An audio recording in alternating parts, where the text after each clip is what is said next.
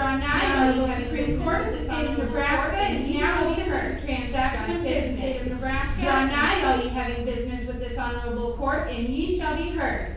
God save the state of Nebraska and this honorable court. Thank you. You may be seated. Good morning to everyone. We will begin with introductions from the court. I'm Mike Havican, the Chief Justice, and now, by order of seniority as to service on the court, the other members of the court will introduce themselves. Good morning, I'm Lindsay Miller-Lerman. William Castle, good morning. Stephanie Stacy, good morning. Good morning, Jeff Funk. Jonathan Papik, good morning. And John Freidenberg. Thank you, members of the court. Our first case of the day is State versus Trail. Mr. Murray, you are here with us this morning. Good morning, and you may approach. And Mr. Smith, you're here. Do either counsel have any questions before we begin? No, Your Honor. Both sides are allotted up to 20 minutes. And you may proceed. Good morning, Mr. Chief Justice. May it please the court, opposing counsel. My name is Ben Murray. I am the court-appointed attorney for the appellant Aubrey Trail. This is a mandatory appeal pursuant to 29-25-25, as it is a capital case. Mr. Trail was convicted of first-degree murder, conspiracy to commit that murder, and improper disposal of human remains. He was sentenced to death plus 52 years. So in my brief, I essentially fired every arrow in my quiver. I alleged a lot of errors, but would like to focus on the errors that are fact-specific to this case rather than some of the more general arguments that this court has contemplated before. I'd like to provide a little bit of background. As the court may be aware, this was a very public case. There was a lot of press coverage. There was a lot of public interest. We had a victim who at one point had been missing for several weeks. We had a defendant and a co-defendant who were then on the run. And while they were on the run, they were releasing videos and while they were being chased by the FBI. We have the defendant, Mr. Trail, who is the leader of a group of young women who were involved in theft, fraud, witchcraft, sorcery, torture. We also had an interesting twist where the luring of the victim was done over social media, which was kind of a new issue that we were dealing with. So that caused a lot of national press coverage. We had a full courtroom most days. We had people holding signs across the street picketing that the jurors had to walk by every day. And counsel had people filming us even as we came to and left our hotel every morning and followed us to the courthouse. So the jury was death qualified over our objection, and in voir dire they were informed that there was going to be talk of torture, of witchcraft, of vampires, unusual sexual practices, and even of the possibility that the victim's blood, they had drank the victim's blood. We also then, after jury selection, had a client who refused to come to court and was waiving his appearance for most of the first week. So that was another interesting twist. Then we get to the first day of the second week, and between witnesses, Mr. Trail stood up, yelled, "Bailey is innocent," Bailey being the co-defendant, "Bailey is innocent, and I curse you all," to the courtroom and the jury. He produced a razor blade that had been hidden in his mouth, and he sliced his throat. The security video, which was entered into evidence later, showed that the jurors were running and covering their faces, and so there was no question that they saw it. We later learned through deposition that this only happened, he only had the razor blade in the courtroom because the law enforcement hadn't followed any of their protocols.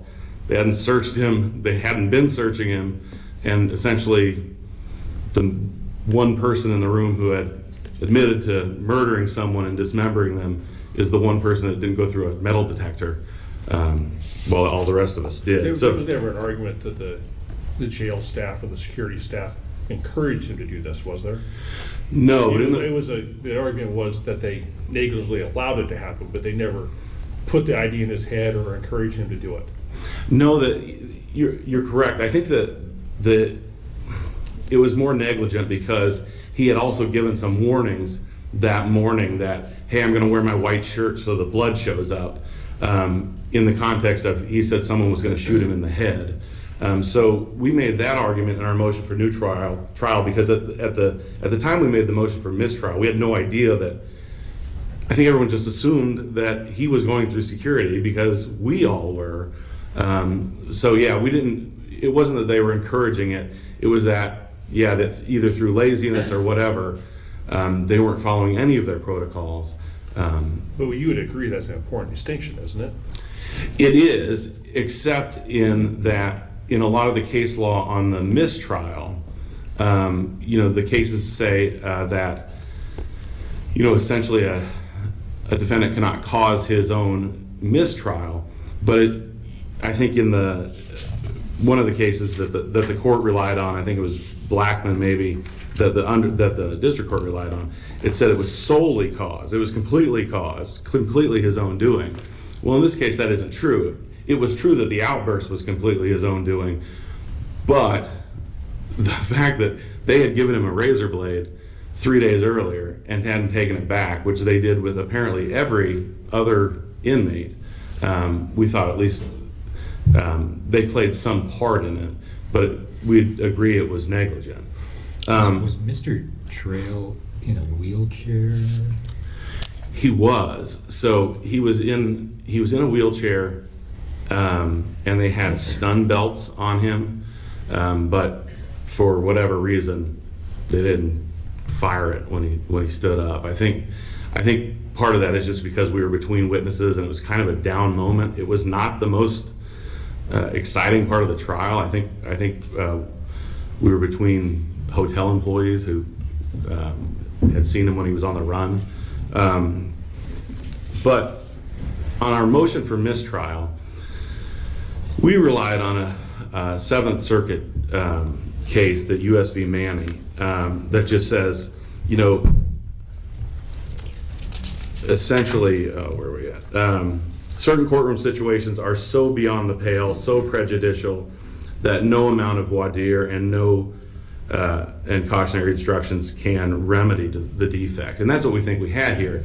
The state in its brief says, they described this as Mr. Trail standing up, stating, "Bailey is innocent and I curse you all," followed by Trail making slashing motions to his neck with an object that resulted in some blood. Well, I admire their gift for understatement, but this was a lot bigger than that. I mean, it led the national news, all the networks, the cable news. This was a more dramatic experience than that. How is a court to handle that situation? I think Is it just automatically a mistrial and now we're the whim of what the defendant can think about to make it an egregious situation, or do they have to try to manage the situation and voir dire through the witnesses and things of that, are the jurors? I think the court has to try to manage it. The problem is, it was just so beyond anything. I mean, we're in a situation where we're talking about witchcraft, we're talking about torture, we're talking about this horrible murder, and they see this man make a suicide attempt, and on top of that, he is cursing them, whether or not these people believe in witchcraft or whatever. It makes it a little more impactful that he has cursed them. And But did you interview all the jurors? Is that what happened? Kind of. What happened first was the judge ordered them to disregard what had happened. So she gave them an order to disregard it. Then, Was there any inadequacy in the judge's admonishment to the jury to disregard? Yes, and mostly in the voir dire to the jurors. So first, there was. It seems strange to mention it. There was never an objection to the outburst. There was never a motion to strike, which is something that's required, at least in this court, in the State v. Daly case. But the voir dire is the problem, because they weren't really asked anything about the specific incident. They were just, so they had been ordered to comply or to disregard this, and then You seem to take issue with the fact that that admonishment was made before voir dire of the jurors occurred. I think the fact that it was, I feel like you're ordering the jurors, who obviously respect your position as the judge, you're ordering them to disregard this. It seems strange then that you would go back to them and essentially ask them, are you able to follow this order? Well, they have no choice but to say yes. And then the voir dire was mostly, did you hear my order? Can you follow it? Do you think you can still be impartial?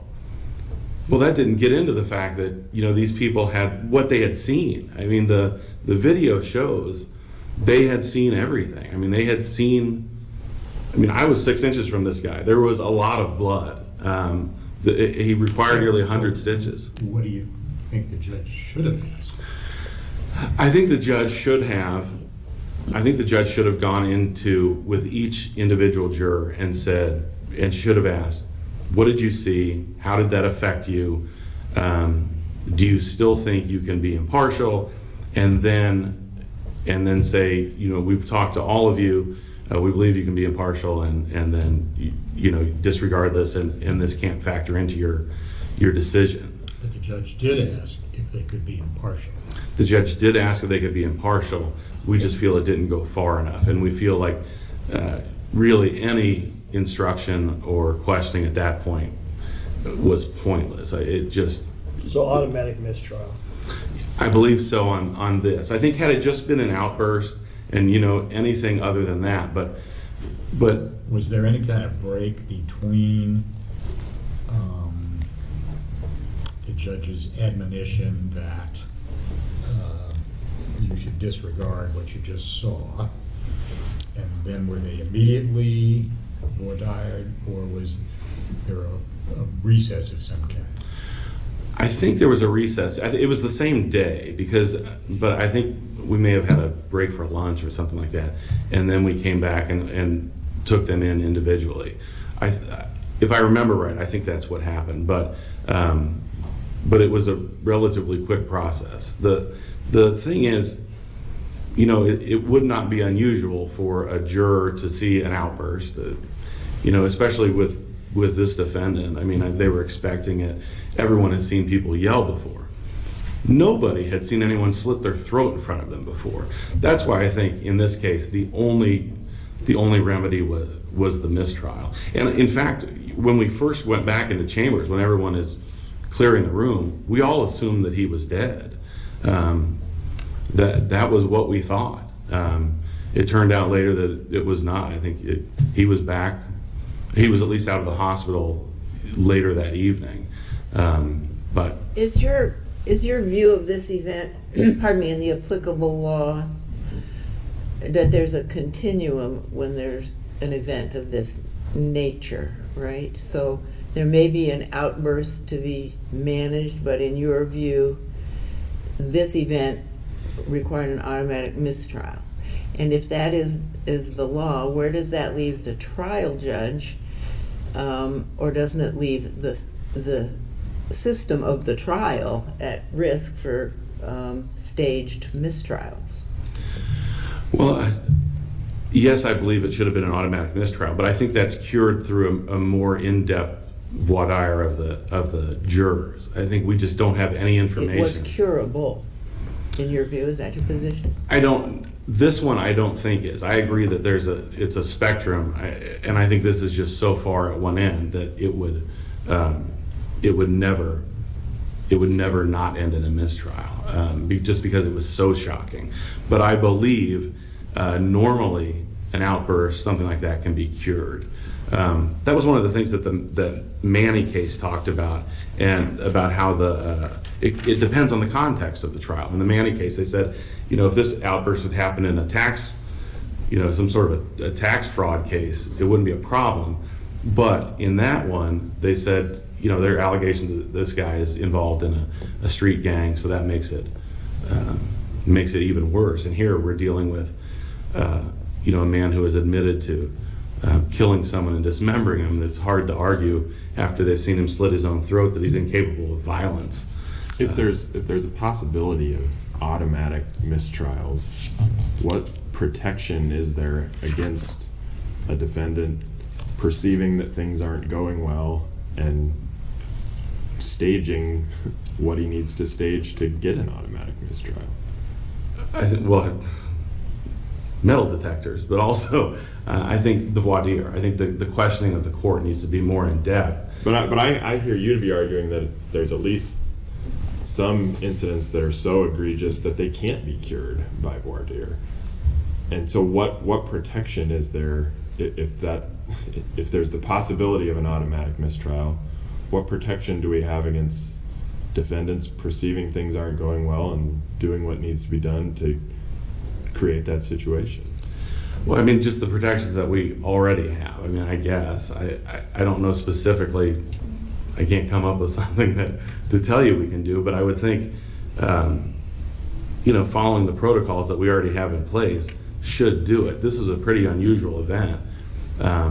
It's not, every day that a defendant is going to have a weapon on them or something like that. I think the court did everything that it thought it could do to prevent this. We had some indication that something could happen early in this case just on the prior behavior of this guy, but then we, just everything, they hadn't followed any of their rules, and so we're kind of stuck with this. And it just seems like at some point, and this is that point, there's just nothing you can do.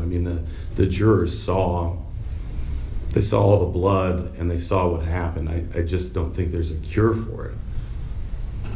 At the time when the curative procedures were being imposed by the court, did you make any recommendations to the court for deeper voir dire or anything like that? No. So Were you allowed to ask any questions? no, we were not. So the court just handled it on her own, and they only allowed one attorney from each side in the room, and that was basically it. And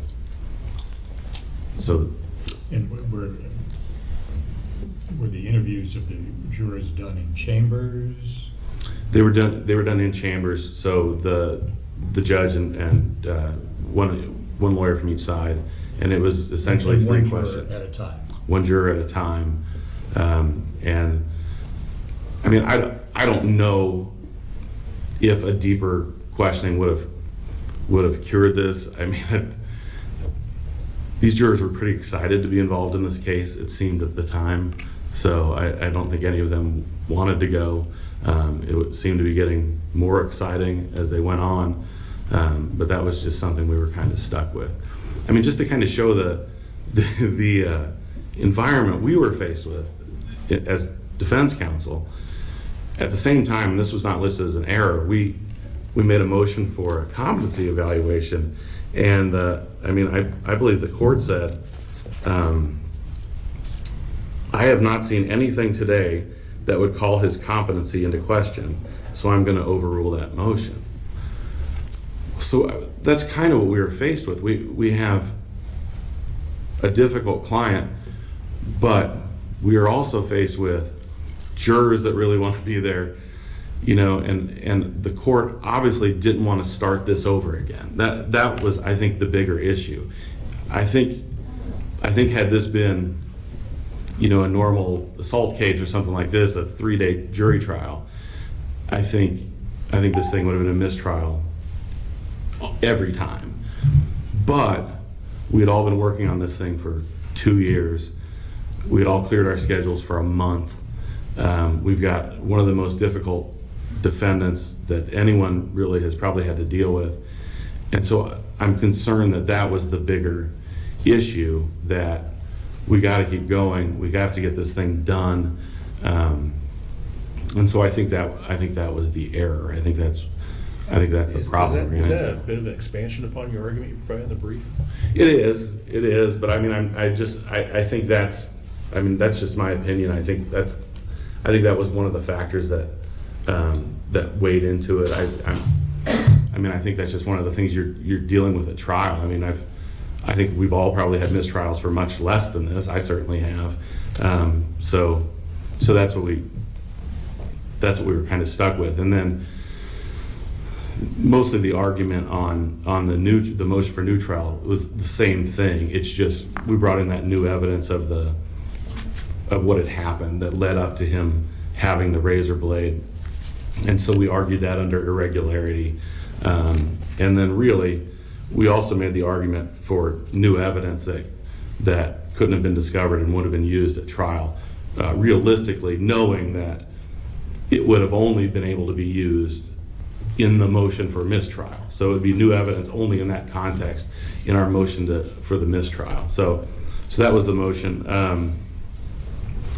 I think that's about my time.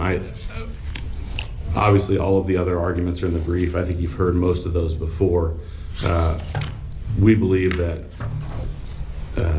Mr. Trail was denied a fair trial, although we understand most people their feelings aren't hurt by him getting the death penalty. These are the most important cases. This is where due process and equal protection are the most important, and we would ask that the case be remanded for new trial. Thank you, Your Honors. Any questions? Thank you very much.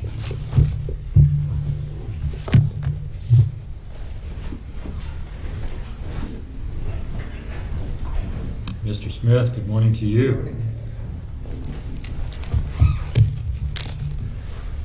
May it please the court, I'm James D. Smith, Senior Assistant Attorney General, appearing on behalf of the appellee of the state of Nebraska.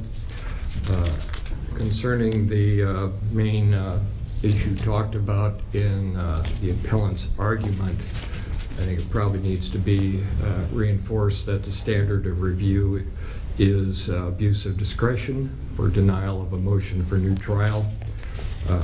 Frankly, the district court did one of the most impressive jobs I've ever seen of managing a trial and outburst. Should be highly complimented for the way she handled this. She immediately adjourned the proceedings. The defendant was taken out for medical care. Court reconvenes in the afternoon. The judge gives the jury a cautionary instruction, which included they should not consider the defendant's outburst when they consider the issue of the defendant's guilt or innocence. The judge then, on top of that, does individual questioning of the jurors, makes a finding that is supported by the record, and uses her discretion under the circumstances to deny the motion for mistrial. Abuse of discretion is typically known as the court doing something that's untenable.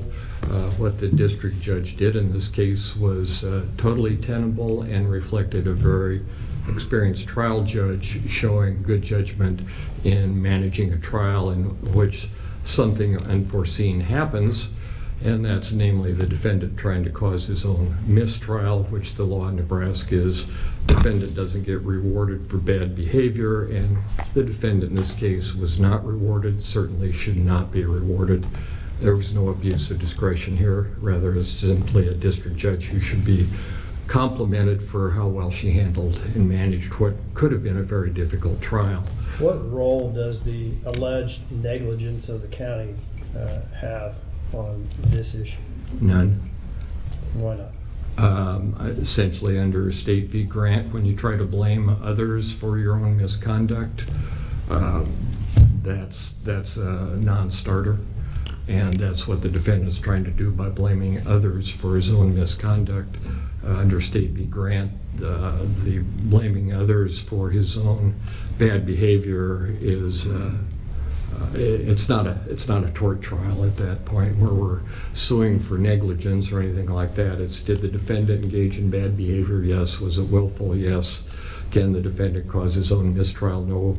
Did the judge, under the circumstances, take proper measures to manage the trial? Yes. It's presumed the jury follows the judge's instructions. The judge instructed the jury not to consider the outburst which was proper, and inquired of the jurors, made finding that the jurors could remain fair and impartial. There's nothing there. It's under the appellate standard of review. There just is no abuse of discretion. Unless the court has other questions, frankly, the remaining assignments of error, I think, are covered in my brief, and they reflect that the defendant really doesn't have much to talk about after we had a district judge who really did an excellent job of presiding over this trial. I do have a question about the death qualifying of the jury during voir dire. Sure. And I see in your brief that you're saying this wasn't actually a death qualification anyway, but assuming that it was a death qualification proceeding, does the fact that they waived the jury for the aggravator stage have any impact upon that? Well, I think it's difficult to argue. Yeah, to me, I've made that argument before. If you waive a jury, how are you able to then complain about the jury voir dire? Because you made an intelligent decision, informed decision to waive a jury, so how can you complain about the jury voir dire? And they also waived him on cause, so they passed the jury for cause. So that again is another issue. It doesn't go anywhere. Well, following up on an argument they made in their brief that the death qualification of the jury didn't need to occur because under our system, the jury could just not be informed the death penalty was part of this. And once you remove the aggravator stage out of it, is that a possibility even if you move the aggravator stage out of it to hold a jury in Nebraska in kind of ignorance of the fact that this is a death penalty case? No, because I think it is still appropriate under our statute and constitutionally to inquire of jurors whether they're going to remain fair and impartial, because there is a possible penalty of death, even though they're not going to be the ones making that decision. The fact that the defendant could be sentenced to death, it's proper under our statute and constitutionally to inquire as to whether, because of that potential, does that mean you can not be fair and impartial on the thing you have to decide, which is guilt or innocence. Thank you. In conclusion, we would ask the judgment be affirmed. Thank you very much. Do we have any time for rebuttal? No, Your Honor. There is no time for rebuttal. Counsel, thank you very much. That concludes arguments. State versus Trail. I'm not sure, Mr. Murray, are you appointed in this matter? Yes, Your Honor. Thank you very much for your service. The court will go on to the next case of the day, which is Edwards versus the State of Clark.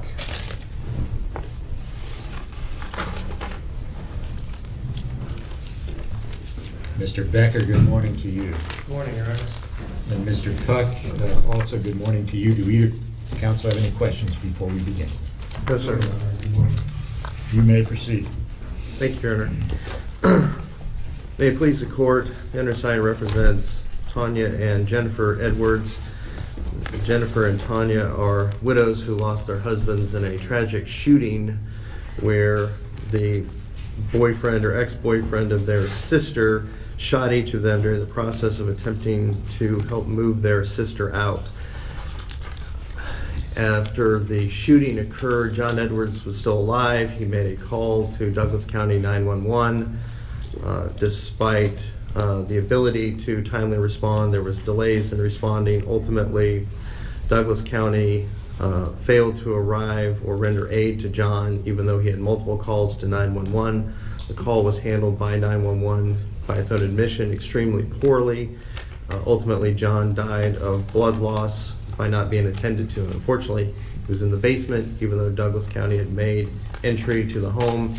Might have been saved, but they didn't bother to go downstairs and check for them because They saw Jason Edwards lying in the doorway, and they assumed there was nothing they could do. Ultimately, a suit was brought against Douglas County on behalf of each of the Edwards widows and the estate of John and his brother Jason and their children.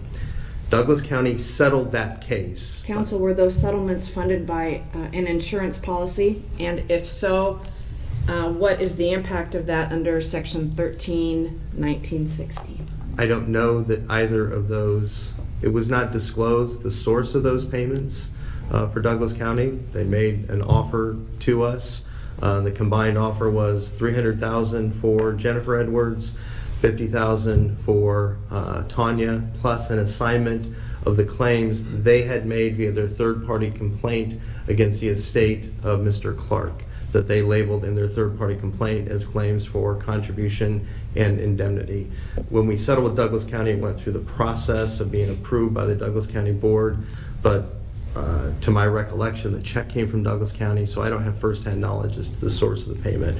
We accepted their offer on the terms presented, and so I can't say for certainty how much, if any, came from the insurance company. Is that issue or the answer to that question important to our consideration of the county's sovereign immunity? I can see that it could be, because they assigned any claim they would have to indemnity and contribution, and as we set forth in our complaint, part of what we're saying is they incurred attorney fees and expenses during this litigation process. Now, what I will admit to the court, Douglas County attorneys are the ones who defended that. It wasn't an insurance defense firm that came in, but I don't know background, who was paying their expenses, et cetera. Thank you. But the bottom line... Do we know the date of that settlement? Is that in our record? The settlement is not in the record, because this was determined on a motion to dismiss, and so there was no evidence of the settlement agreement itself. So the date of the settlement is not in our record? I don't believe so, Your Honor. It's alleged in the complaint, but not, no date is alleged. Is that correct? That's correct, Your Honor, to my recollection. Does that have any bearing on this issue? I don't think it has any bearing except on the remote possibility that you're looking at whether or not the settlement was reasonable. It is after the Mosser decision, but before this court's decision in the Julie Edwards case against Douglas County 911.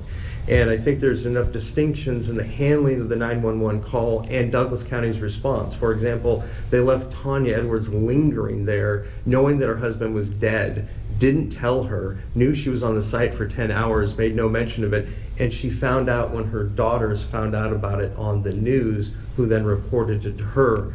There are other bases upon which Douglas County could have been liable. But I think that the fundamental issue in this case, and is articulated in my brief and is articulated in the motion to dismiss, the question isn't whether or not Douglas County is immune. The question is whether or not Douglas County had a cognizable claim against Mr. Clark for the attorney fees and expenses they incurred in that defense. They assigned those claims. They assigned to us any claim that that was asserted or could have been asserted against them in their third-party complaint against the estate of Kenneth Clark.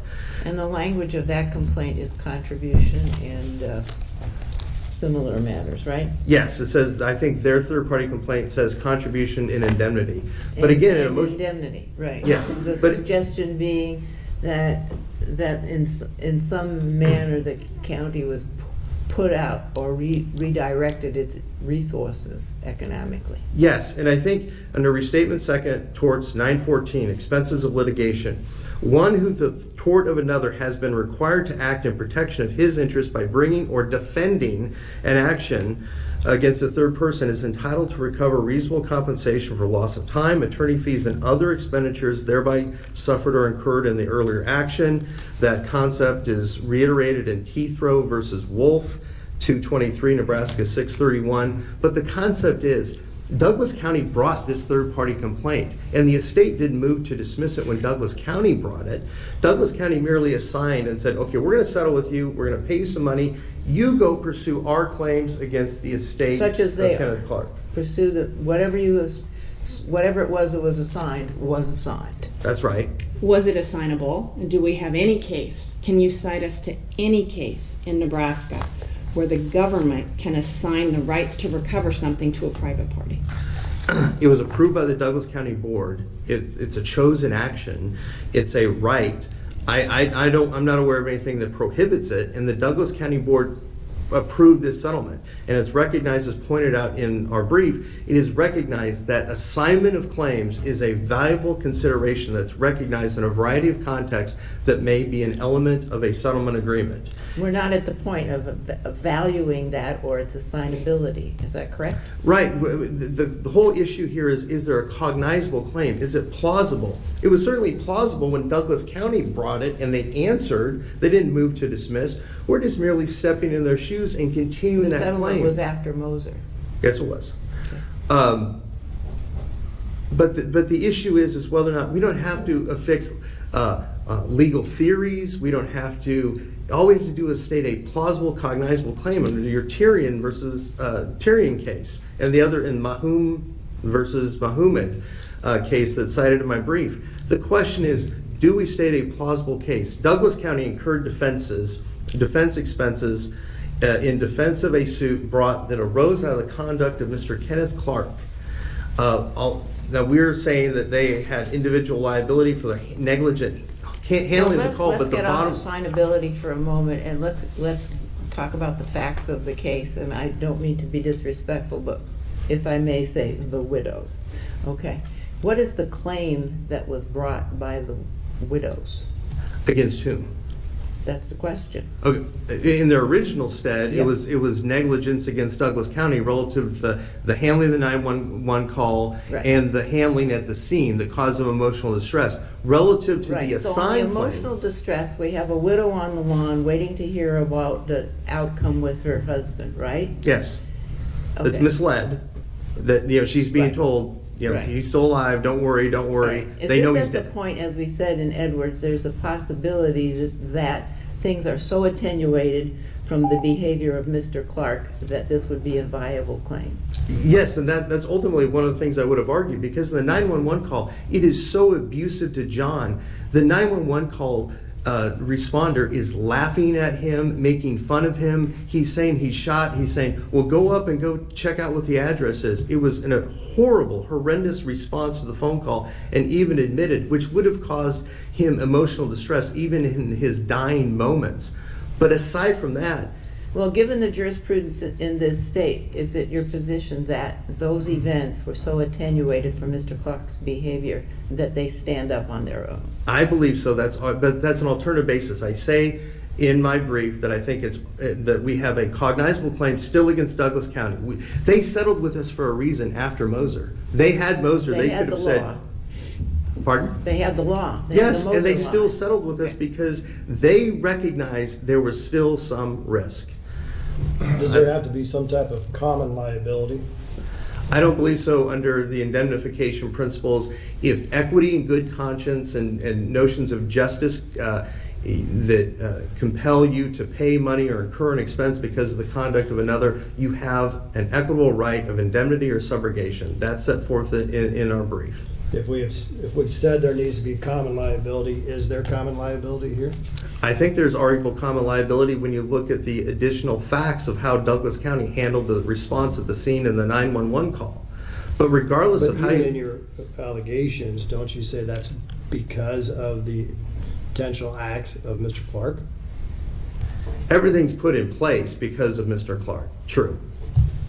What's the theory, if you will, for the claim of subrogation? Is it contractual subrogation, equitable subrogation? Equitable subrogation. All right. And then what are the facts that you pled that support a theory of equitable subrogation? That Douglas County, as a consequence of Mr. Clark's actions, was compelled, I'm just trying to pull my, I think it's a paragraphs 27, 28, 29 in terms of the allegations, but I say in 27, whether characterized as indemnification, contribution, or subrogation, the estate of Kenneth Clark owes money to Douglas County as a consequence of the fees and expenses it incurred and the reasonable settlement funds expended. Such costs are appropriately the responsibility of Kenneth Clark. At a minimum, Kenneth Clark's negligence, errors, and omission caused Douglas County to suffer loss and incur expenses in the defense of the suit brought by the plaintiff. 29, plaintiff seeks judgment as assignee on all claims which Douglas County could have recovered against the estate of Kenneth Clark, including all claims at law or in equity for subrogation, indemnification, or contribution. Have we, in Nebraska, does our subrogation case law indicate that a voluntary payment does not give rise to the right of subrogation? There is verbiage to that effect, but they incur defense costs irrespective and independent. Did they voluntarily make a payment, or were they required by a judgment to make a payment, and does that matter? I don't think it matters because they incurred the defense costs. And there can be a distinction between the defense costs they incurred, which are recoverable under the restatement, and the amounts that they voluntarily pay. But then I think you get into the question of whether or not, under all the facts, it was reasonable for them to make the payment. But the bottom line is, I beg your pardon, because since Moser, the city's been writing checks in a lot of cases. Is that correct? Do you know? I can't say that I know, other than I know they paid this after Moser. Okay. And we made the same arguments that I'm making here, that you have independent things that you have to be worried about. And the sophisticated attorneys who represent Douglas County and all sorts of tort claims said, yes, we do. And they paid out 6 figures of damages, even though they had Moser in hand. I just think if this was Douglas County up here on a motion to dismiss, I don't think there'd be any question that Douglas County would say, regardless of whatever label you put on it, we have a cognizable, plausible claim against Mr. Clark because we incurred expenses and money defending the claim. They alleged that in good faith. Yes. They alleged contribution in the third-party complaint. And then they assigned those Right, rights so- to us. We're just stepping into their shoes. Okay, so they wrote up something they thought was true and told the court, we verily believe there's something here. Yes. And they answered. They didn't move to dismiss. I don't think if this would have ever been dismissed if I was a Douglas County attorney with a Douglas County hat on saying, we want our money back because of this bad guy and his conduct because we reasonably incurred defense costs. It shouldn't make a difference, the fact that it's the widows bringing this claim and the fact that this court decided Moser and then the Julie Edwards case. You should look at it as if we were Douglas County, and if you looked at it as we were Douglas County, this is a plausible claim. Is it plausible that Douglas County had the right to go seek money from Mr. Clark for the expenses it incurred in defending itself from the actions that Mr. Clark instituted by virtue of his shooting John and Jason Edwards? If the answer to that is yes, which I think it should be, then we have a cognizable, plausible claim, and this case should proceed forward beyond the pleading stage. Your argument assumes assignability, is that correct? Yes, it does. Thank you. Thank you very much. Mr. Puck, good morning to you. Good morning, Justices, Chief Justice. I guess I would like to start with, since I think this court is very familiar with the facts of the underlying cases, including Julie Edwards in 2021 that was before you. This is a third-party practice claim. So we have a claim by the Edwards, 2 cases, against Douglas County, alleging their negligence based upon the violation of an untimely response. And I will say, I think the whole situation is egregious. But you heard Edwards, you decided on Edwards, and I understand the dissenting opinion, but you decided on Edwards in reference to whether or not Douglas County has liability under the Tort Claims Act based upon the actions of Mr. Clark. And you decided they did not.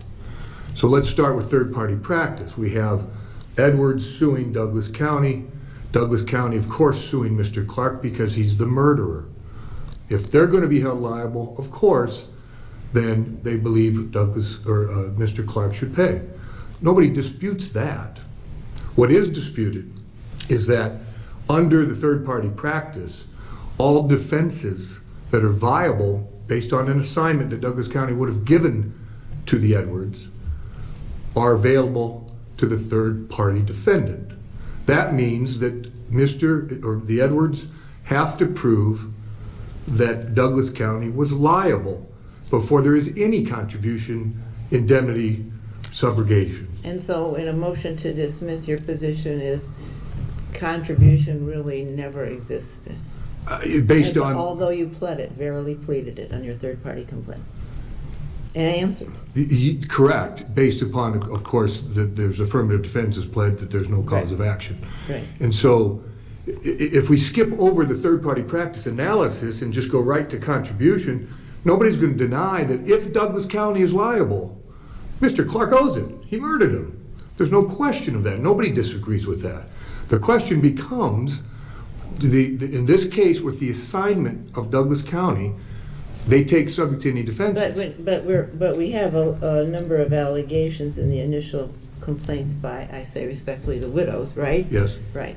And so their position, at least with the commencement of that suit, is, and after Moser, right? This thing of the widow sitting on the lawn waiting to hear about the outcome of her husband did not arise from Clark's actions. But did it, is the question. Well, her complaint would take the position that it did not after Moser, right? I guess. In order to evade immunity. Can I break that down? So I don't believe the complaint actually says what you just stated, but it does state that she was on the lawn waiting to hear and they didn't tell her appropriately. Right. That is alleged. Well, if she's on the lawn and she's waiting to hear about the outcome of the husband and I don't know, there's an ambulance on the scene and they run her over. Now that's just common knowledge. It wouldn't be under one of those little categories about intentional torts. But it's derivative of the actual So that event. would also, she's sitting on the lawn and an ambulance accidentally runs over her, right? That arose from Clark's behavior. Everybody's there because of what Clark did. I would tell you that I agree that becomes untenable to the actual act of the assault and battery based upon the analysis of the cases in Moser and But we said in Edwards. Edwards, at some point, the intentional action of a non-state actor, for whatever that's worth, that it's attenuated at some point. That's not attenuated? The ambulance example, I would say, is probably not attenuated to the act of assault and battery, just because they're at the location. The issue of why she was there, the purpose of the Right. police being there, all is inextricably tied to the murder by Mr. Well, Clark. the law in this state is inextricably linked, but the question is, did it arise under the intentional tort? I believe yes. Okay, so Yeah. the ambulance runs her over, that arose from the Clark's behavior too. Again, I would say you're getting into a factual basis that I would agree with you, Justice, that may be an analysis that gets past that, not attenuated to the actual assault and battery. Right, and there could be liability by the county, and if there were, regardless of who writes the check, they spend time and redirect their resources, even if they're salary people. I'm not sure what you're saying there, and back to the ambulance example, again, the ambulance would be liable No, necessarily. I'm back to whether or not there's based on allegations, but no more, are there plausible contributions? Y'all pled it, so you must have thought, maybe there is.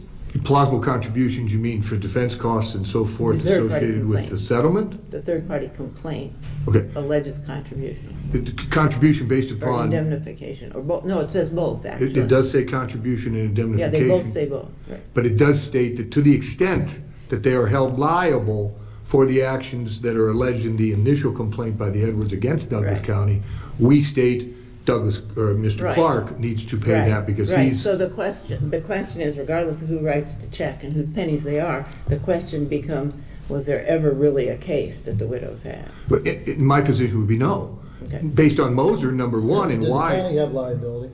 No. Is that necessary? Yes. Counsel, I want to ask about whose pennies they are.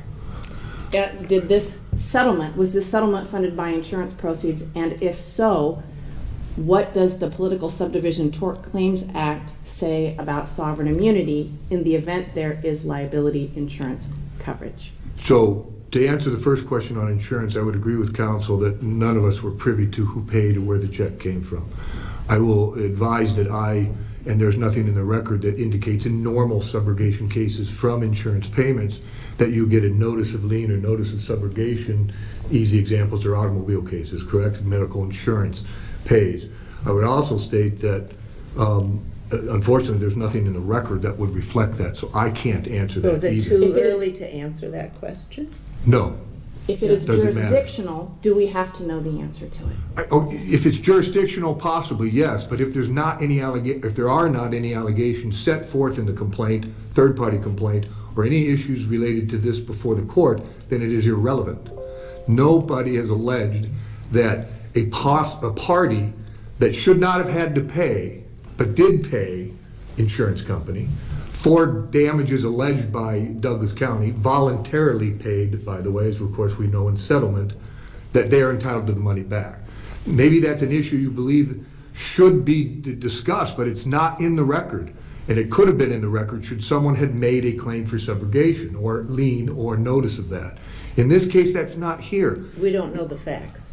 We don't have any alleged facts to that either, but that's true. We don't know that. Correct. Facts. Have we not said in Crawford and Ryan, not everything's jurisdictional? We should be very careful when we use that. I don't disagree with that, Your Honor, and I would tell you, if you look at the face of the pleadings, which is the de novo review for the motion to dismiss, there is nothing alleged to that extent, that money is to be due or paid back so it becomes a jurisdictional issue. I do not believe it does. Because if it goes to the issue of liability, you can go through contribution, you go through indemnification, both of those. One is a common liability, and an indemnity, if it's not by contract, clearly there has to be common liability again. And there is no liability against Douglas County associated with the Moser and Julie Edwards cases to the extent that those two would apply. You go to subrogation, it's a voluntary payment.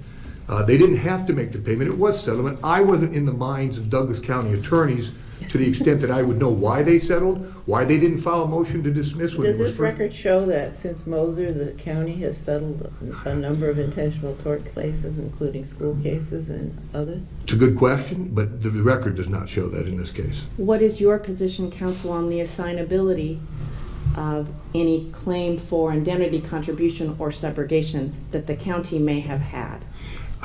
That is a very good question that I don't have an answer to. My position on that is... Do you agree that we need to answer it in connection with this case? I do not. Because even if it is assignable, you go to the analysis of third-party practice again, and you go... What if it's not assignable? Oh, what if it's not assignable? Yes. If it's not assignable, then why we wouldn't be here to begin with, and why would their analysis need to be done? Because if it's not assignable, it fails on its face. That's how I would answer that, I guess. I don't know of any cases that prevent it, like counsel indicated, of assignability. There's nothing in the record, or I guess in the briefing, that identifies whether it's assignable or not.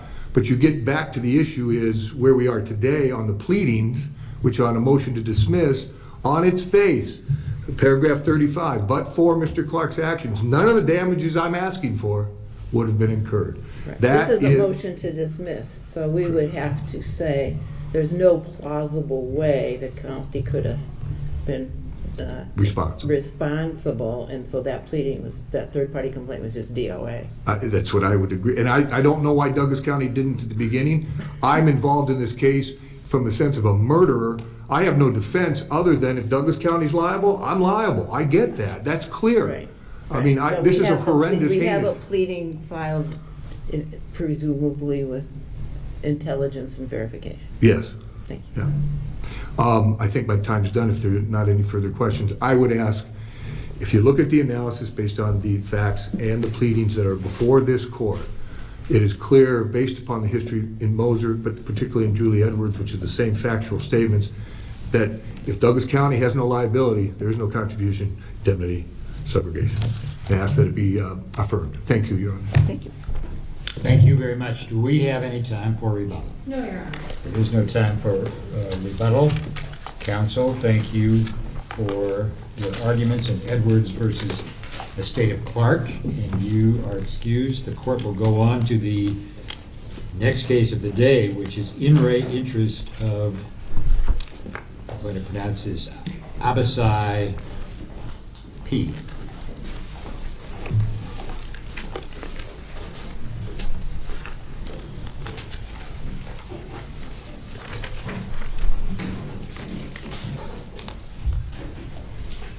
Ms. Kearns, good morning to you. And Mr. McMahon, you are also here today. Do either counsel have any questions before we begin?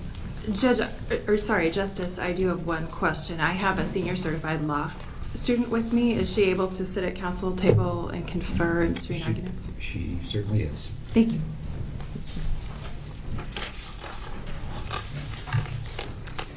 And you may proceed. Thank you. Mr. Chief Justice, may it please the court, my name is Melinda Currens. I'm an assistant public defender appearing on behalf of Douglas County on behalf of Abbasai P. I would like to reserve 2 minutes for rebuttal. As this court is aware, this case is an appeal of an adjudication of a truancy case in juvenile court. Before I get into the substantive portion of my argument, I would like to address some technicalities. As you are aware, in my brief, I noticed that the juvenile court committed plain error in finding under the wrong subsection of 43-247. The court found under sub 1 as opposed to 3B. As the court is aware, sub 1 is a misdemeanor. The court also used an unclear burden of proof, finding under sub 1 on proof beyond a reasonable doubt based on an entered and accepted plea, and on proof beyond a reasonable doubt based on the preponderance of the evidence. We feel this creates an unclear record for the court. And you raised that as plain error because you did not ask the court to alter or amend its adjudication order based on those very things you've just described to us, right? Correct. Thank you. In addition, Abbasai is asking that this court reverse the order of the juvenile court due to violations of both procedural and substantive due process. I'd like to start with first procedural due process. We believe that the juvenile court erred when it adjudicated Abbasai without him being present and without him being informed of his rights pursuant to Nebraska Revised Statute 43-279. Did you present that issue to the trial court? I did not, no. Did you object on that basis to proceeding with the adjudication hearing? No, I did not. I so would we have to reach that on plain error as well? I believe the court could also apply not just under plain error, but that it violated the statute under 43-279. But did you raise that issue to the trial court? No, I did not. Thank you. Was there any proof of notice was provided to the juvenile to be there on that day? No, there was nothing in the record that notice was provided to the juvenile to be there. So there's nothing that would show that he waived that appearance in any manner? No. Thank you. It is clear under 43-279 that the court must inform the parties, the juvenile and their parent, guardian, or custodian of their rights. In this case, the court never informed my client or his parents of the rights prior to trial. As stated in my brief, the Court of Appeals found in In Re Interest of Tory B that it is axiomatic that a juvenile may not waive his or her rights to be advised of his or her rights. This court also found recently in Re Victor L that the court must give effect to all parts of a statute and no word, clause, or sentence should be dismissed as superfluous or without meaning. It is clear under the statute that the court must advise of the rights. Were you present at these hearings, or did Abbasai have a lawyer present at these hearings? I am his lawyer, yes, I was present. What impact does the parties refer to it as a written denial? I think of it sort of as a written waiver of arraignment. That may be imprecise. What impact does that written denial or written waiver of arraignment have on our analysis here? So the written denial was modeled after the criminal court waiver of appearance, plea of not guilty, where generally the lawyer just advised briefly of the rights. Did the court accept that, so order Yes. it? The court did accept it. It's contained on page 8 of this transcript, and then the court made reference to it and the order. When that's typically done, and then the case is set for adjudication, does the judge re-advise them of their rights? Absolutely. Every court, before this, after this, Assuming they appear at the adjudication. yes. At the following hearing, adjudication, or trial, the court does re-advise of all rights and possible consequences when there was a written denial done prior. And so this written denial is a local rule. There is no statutory authority for it. It's been around. I've been practicing for over 20 years. It's been around since then, but it was definitely used at the height of COVID by all 6 courtrooms, kind of as a way to not bring lots of people in at once, because a lot of times these were done with multiple kids and parents all in front of the court at the same time, hearing the same rights and consequences. So this was just done to basically acknowledge that they are aware that these charges have occurred, but their attorney has advised of their rights, but in no way functions as a waiver, nor does it state that it's a waiver of the court actually having to give the advisements. Regarding the next part of my brief, we also believe that besides procedurally violating Abbasai's due process, this was also a substantive violation of his due process. In these proceedings, normally when a juvenile does not appear in court for any proceeding that is substantive, the court will either continue the matter one more time, usually, or issue a capias for the location of the child to be found. In this case, neither was done. Was there an objection based on substantive due process raised at the time the court proceeded with the adjudication hearing or denied the motion to continue? I don't believe I made it exactly in those words, but I did make reference to the fact that proceeding would lend less credibility to the proceedings for both my client and his parent for buying in on the rehabilitation process, which falls under due process. I want to go back just a little bit, and I apologize because this was a part of your opening remarks. Is this a correct statement of the order that the judge said proof beyond a reasonable doubt based on preponderance of the evidence? Yes.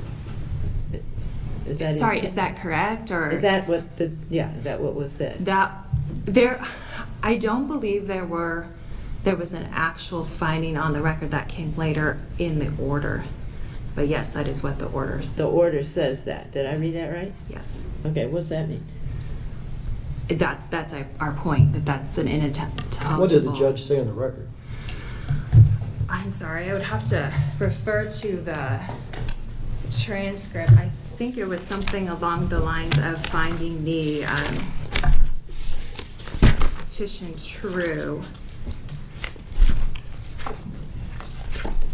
But did the petition allege the right subsection? The petition did, yes, but the order did not find under the correct. Did the court rule from the bench that the allegations contained in the petition are true, and that was the judge's finding, and then the matter should be set for disposition? Was that the oral pronouncement at the time of the hearing?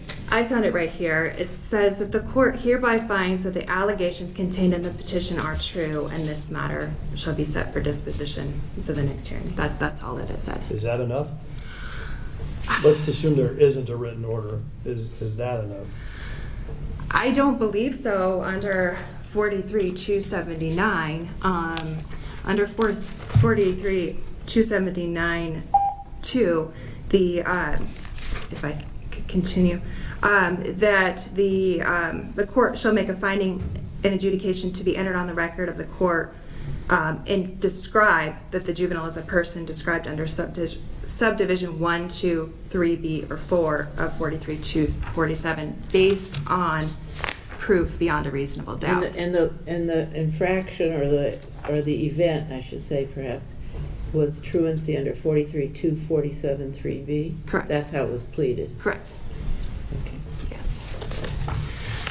So, if I could just summarize regarding the due process, the court has been clear throughout statute or case law, and the statutes are clear that the youth are in these proceedings that are akin to criminal proceedings, that due process must be followed, and the legislature has been clear that fair hearings and all legal rights must be recognized and enforced.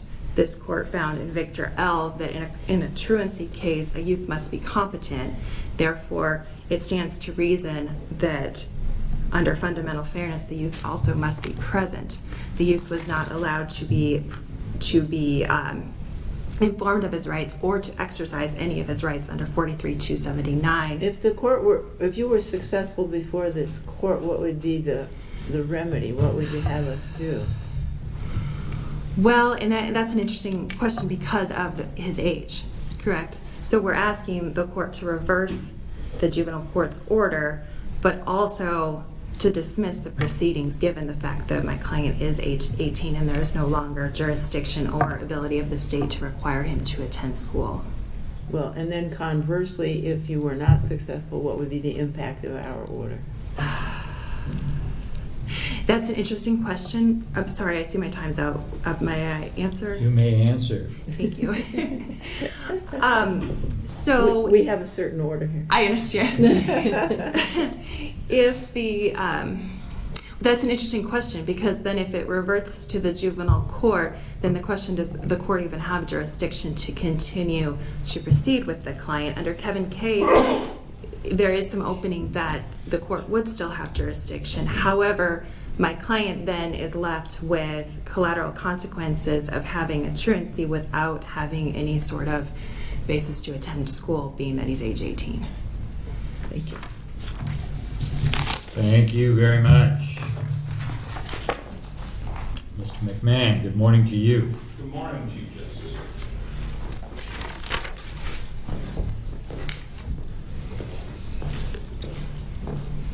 Your Honors, may it please the court, Ms. Kearns. My name is Christopher McMahon. I'm a Douglas County Deputy Attorney and I represent the state. Justice Stacy asked Ms. Kearns what impact a written denial has on our analysis, and that question cuts to the heart of the issue, is what impact does that have? A written denial, it's a procedural document. I have a copy of that here today. I don't believe that this court has ever considered what impact that might have. Now, in Stoneland Livestock versus HBE, this court considered a entry of appearance and found that it was not enough to subject. We recently wrote about this, did we not, in the criminal context, because whether or not the written waiver or the written not guilty, when it's accepted, could impact counting days for speedy trial in the criminal context. Very interesting. Now, if that were to be applied to the juvenile context, does that mean that the juvenile has submitted themselves to the jurisdiction of the court? Further, the document itself, which I have here, advises that the juvenile has been told of their rights, that they have been properly served, and that they do submit to the jurisdiction. Do any of the juvenile court statutes contemplate the use of such a document? It is not contained in the statute, Your Honor. Aren't juvenile courts purely statutory?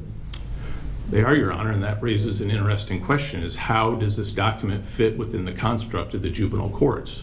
Now the state and the courts themselves allow this document to be entered. Maybe it doesn't fit. That the state... Assume we were to say it's a nullity. Assume we were to say that. What does that do? Your Honor, that would have a fundamental impact on juvenile courts. Currently, arraignments are often... juvenile courts or just the Douglas County Juvenile Court? You're right, Your Honor. I'm speaking in regards to the Douglas County. I'm not aware of the procedure for Sarpy or Lancaster. This is the custom. I beg your pardon. There's a custom in Douglas County, evidently. They are used very often, Your Honor. And to answer your question, when they are used, the juvenile does not appear for the arraignment. Service is not necessarily perfected by a sheriff. Often service is waived. So if the Lancaster County Separate Juvenile Court and the Sarpy County Separate Juvenile Court have local rules that address written denials, assume that's true. Does Douglas County have a local rule that addresses written denials, or has it just been kind of the common practice? It has been the common practice of all 6 of the Douglas County juvenile courtrooms, Your Honor. Thank you. So to answer your question, Your Honor, it would have a tremendous impact if this court deems that it is not sufficient to merit the words that are contained within. Now, Your Honors, Ms. Kern's brief assigned 3 errors to the juvenile court. Before you move on to that, I'd like to talk about that document real quick. Does that document, is it signed by the juvenile or the juvenile's parents? No, Your Honor. I have it here.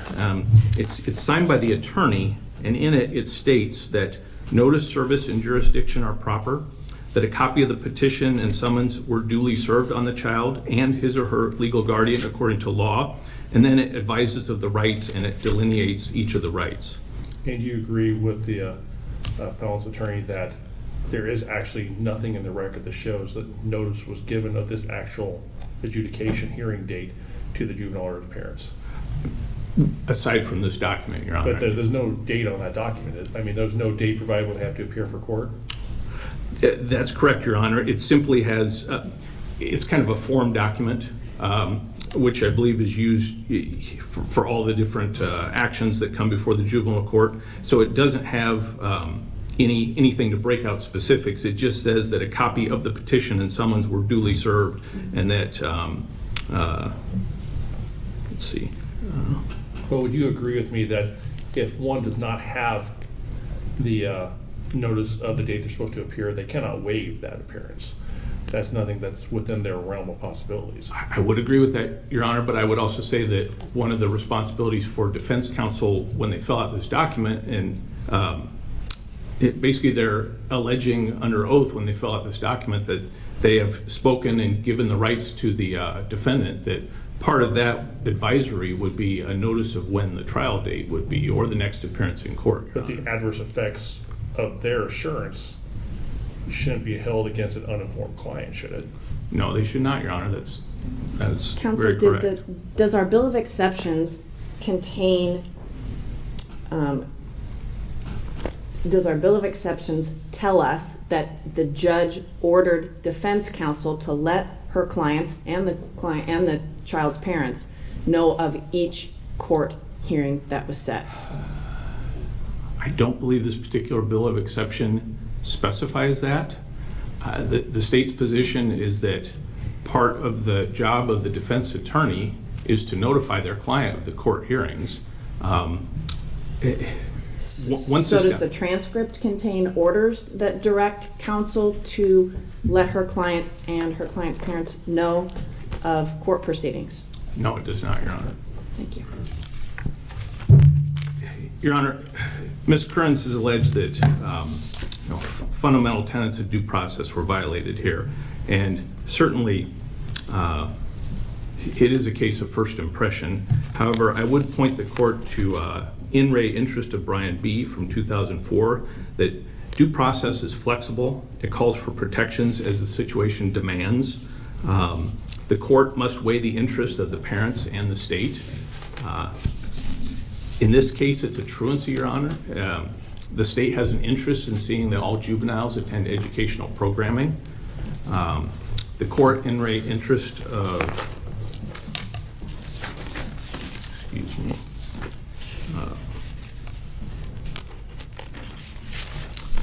in re interest of AMH. Juvenile proceedings are civil in nature, not criminal. They emphasize rehabilitation, not punishment. The juvenile court serves as parens patriae.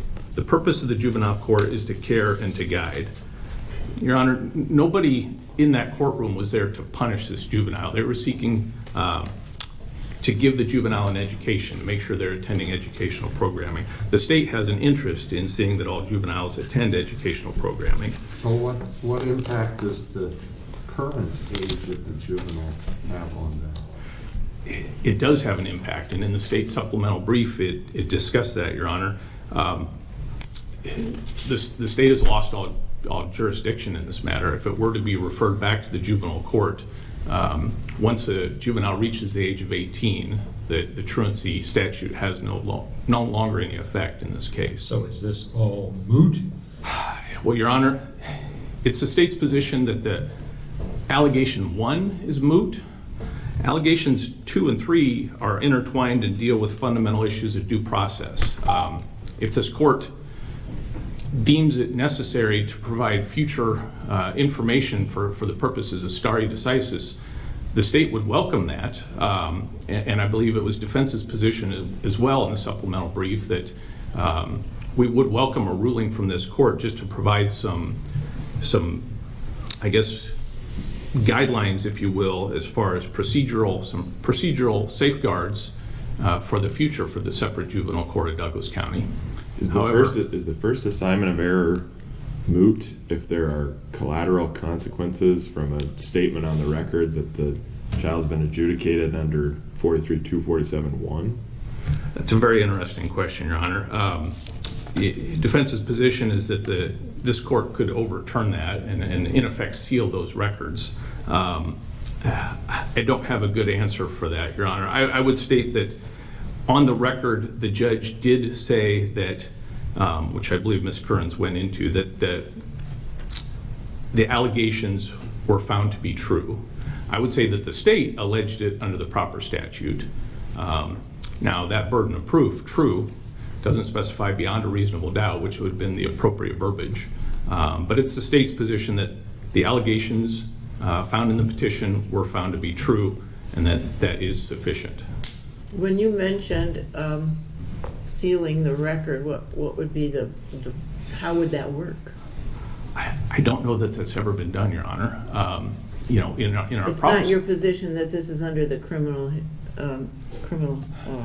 History Record Act? No, Your Honor. Again, juvenile court proceedings are civil in nature, not criminal.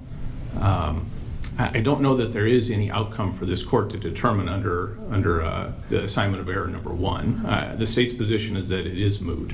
Again, assignment of errors 2 and 3, we would welcome this court's opinion on that. Thank you. Thank you very much. Do we have any time for rebuttal? No, Your Honor. There is no time for rebuttal. That concludes arguments in re interest of Abbasai P. Counsel, thank you very much. You are excused in the court. We'll go on to the next case of the day, which is Christensen versus Broken Bow Hills, which I believe is public schools. And Justice Friedenberg is accused from this matter. So the court will be joined by District Court Judge Stratton.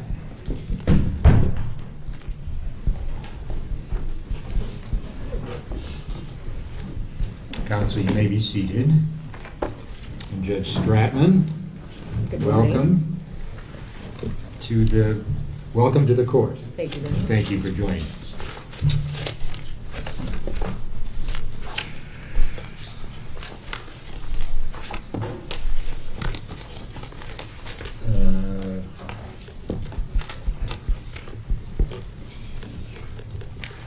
Mr. Duncan, good morning to you. Are you splitting your time with Mr. Harbaugh? No, I will be using it all. Okay. Maybe. Very good. And also we have Mr. Krejci and Mr. Riley, is that correct? And you are splitting your time? Yes, sir. I knew somebody. Matthew Riley on behalf of Broken Bow Public Schools. Okay. I think I have a 10-minute portion. It was my intent that Mr. Riley would use his full 10 minutes first, and then I would have 2 minutes after that. Okay. And you also have 12 minutes? Yes, that's my understanding. Yes. I think we got it straight to any counsel have any other questions? No, Your Honor. Very good. Then, Mr. Duncan, you may proceed. Thank you. May it please the court, James Duncan on behalf of the plaintiff appellants Michael and Kathy Christensen, both personally and as next friends and co-guardian and conservators of their son, Chad Christensen. This is a political subdivisions torts claims act brought by the Christensens against Broken Bow High School for injuries that Chad Christensen received as a result of a motor vehicle accident that occurred on June 1st of 2012 in Custer County. We are requesting that the court find that Nebraska Revised Statute 60-6273, which is commonly known as the Nebraska seatbelt defense, does not apply in this case. We are also requesting that the court find that Nebraska Revised Statute 60-6267 also is not as narrowly construed as the district court found. Because this raises a question of statutory interpretation, it's a question of law, and we believe that the court's standard of review is to conduct an independent analysis and reach a conclusion independent of the findings of the district court. Because the status of this case is post-motion for directed verdict, we would also suggest that all controverted facts are to be construed in favor of the plaintiff appellants. On June 1st of 2012, Chad Christensen was a minor. He was 17 years old, and he was between his junior and senior years in high school. He was also a member of the varsity boys basketball team for Broken Bow High School. And on that day, Chad and 7 of his teammates were on a return trip from the Kearney Catholic High School boys team camp. And as they were traveling home in a Ford 10-passenger van owned by Broken Bow Public Schools and used for purposes of an activities van that was driven by assistant basketball coach Zane Harvey, who was also a teacher for Broken Bow High School. And sitting in the front seat, also accompanying the team, was the head basketball coach Anthony Bloom, who was also a teacher for Broken Bow High School. Chad Christensen there was 3 bench seats in this van other than the front seats. Chad was seated in the middle seat, and he was seated in the center of that seat. Neither Chad nor any of the other students in the van were wearing the available seat belts that were in the van. As they were returning home and they had just passed through Ansley, Nebraska, a Chevy half-ton pickup driven by Albert Scherbeck crossed the center line and collided head-on with the van, squarely in the lane of travel of the van. Neither Chad nor any of the other students were using their seat belts at the time of the collision. Both Coach Harvey and Coach Bloom were killed, and so was Mr. Scherbeck. Chad's most significant injury as a result of this accident was a severe traumatic brain injury. Broken Bow Public Schools has maintained throughout this litigation that the school is not liable for the coaches failing to ensure that Chad was using a seatbelt, under the theory that the Nebraska seatbelt defense in 6273 applies to make evidence of the non-use of a seatbelt inadmissible for purposes of proving liability or proximate cause, and that based on that, the plaintiffs are not able to prove their case. What have we said about, are you calling it 273? Yes, the seatbelt defense. Right, the non-use, right, is Correct. not admissible regarding liability or proximate cause, but is admissible on mitigation of damages. Correct. What have we said in the cases that means? This issue has never been addressed. We believe that this is a case of first impression as it applies to minors. As it applies to minors? Yes, But to- have we not said was it Werner, that it only applies to mitigation? I believe so, when it And applies to a driver. I think that there's some analogies to be made of how does it apply when it's another driver that has not caused this accident. If it was Coach Harvey in this instance, of whether or not, if he was unbuckled, whether or not Mr. Scherbeck could have made a claim for use of the seatbelt defense against Mr. Harvey if he was not wearing that seatbelt. So yes, we've applied it as to drivers. We do not find any Nebraska case, any Nebraska statutes, and actually don't even find anything in other states with similar statutes that have applied a seatbelt defense to an injured, unbelted minor, non-front seat So passenger. you think that makes it different than the cases where we've said it only applies to mitigation of damages? I believe that supports the Then theory. how do you integrate, if I may, 269, which says the non-use shall not constitute prima facie evidence of negligence. That's not restricted to drivers or oncoming cars and so forth. That's in 6,269. I'm trying to read these all together. Yes, and that is exactly, I think, our main point is that the statutory scheme, which is titled Occupant Protection Systems, which is 9 statutes from 60-6265 through 60-273, or there's 9 separate statutes, they break down into 3 parts. And so what you're referring to, Your Honor, with 269 is part of Part 2 that we believe. And it only refers to a driver failing to ensure that a minor passenger is not using a seatbelt. And so that is a separate provision from 6273, the seatbelt defense, which we believe only applies to persons who are referred to in 60-6270, which places the burden upon the driver not to operate a motor vehicle unless the driver and all front seat passengers are buckled.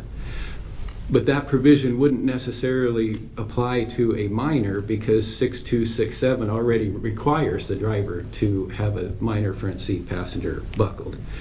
So 626... It kind of drops off, though. It just says ensure it's done from 8 to 18.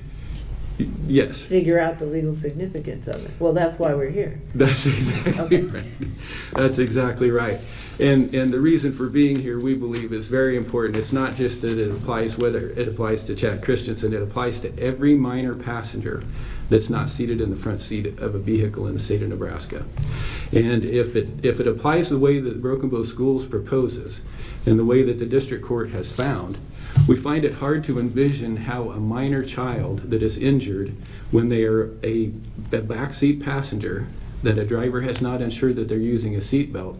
We find it hard to envision how a child would ever have any recourse against the driver that's failed to protect them. Hasn't the legislature said they don't have any recourse? We don't believe so, no. What we believe is that the language in 60-6269, where it states that it shall not be prima facie evidence, is not barring any of that. And certainly we disagree with the district court's finding that 6273, the seatbelt defense, applies to barring plaintiff's evidence. We submit that it only applies to barring defense evidence for certain purposes. And so when the legislature provides in 6269 that it shall not constitute prima facie evidence, what it's really saying is the violation of the statute alone does not prove the negligence, which is common of what we have with most of our other statutes in the state of Nebraska, which is if I run a stop sign, it doesn't mean that I'm automatically negligent. You have to prove that that's a breach if I run a stop sign. But you also have to prove that it was a proximate cause of some injury to a plaintiff, and that those injuries resulted in some type of damage. And so those are the elements that still have to be proven of the negligence. So and we have some statutory ambiguity here. Can we look at statutory history, legislative history? The legislative history, and I won't represent that we've read every single word, but we weren't able to find a lot of guidance in the current scheme of what the intent of this is, because when it was first introduced and then through all the debate, it became something else. Because what we can find is in 1984, it was originally going to be evidence of seatbelt use is inadmissible in any civil case, period. Many states have maintained that type of a language, but through the debate process in the legislature, and we haven't been able to find all those, what happened. It's kind of the making sausage thing of what you get in the end and you don't know. What you're telling us is we don't know. We don't know. What the legislature For some reason, the legislature, from when it was first we assume they knew. Well, we have to assume that. That's the way that the interpretation reads. But under State versus Alvarenga, the approach that this court has taken is that the intent is to be deduced from the whole of the scheme, which is 265 through 273, and not pull out a particular statute and read that in isolation. And that's what we suggest that both the school has suggested to the district court and what the district court has done is specifically focus on 6273 and make it apply to everything. And so what we suggest is that 6269 applies to minors. 6273, the reason we believe that our explanation applies is because until the enactment of 6273, mitigation was purely an after-the-fact defense. It only becomes a defense in seatbelt issues because of this statute. And it makes sense to say that a defendant cannot present evidence of non-use to disprove liability or proximate cause that his actions have resulted in, because it only comes into play after the driver has been determined to be negligent.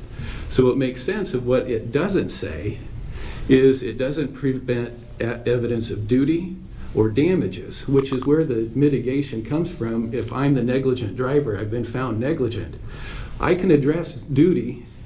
My victim has a duty to wear their seatbelt under 6267 or 6270, not under 6267, because a child does not have a duty to wear a seatbelt. The duty is on the driver. So the child can't breach that duty. That's why 6273 would never apply to a child to prevent that evidence. And Unless the child is the driver.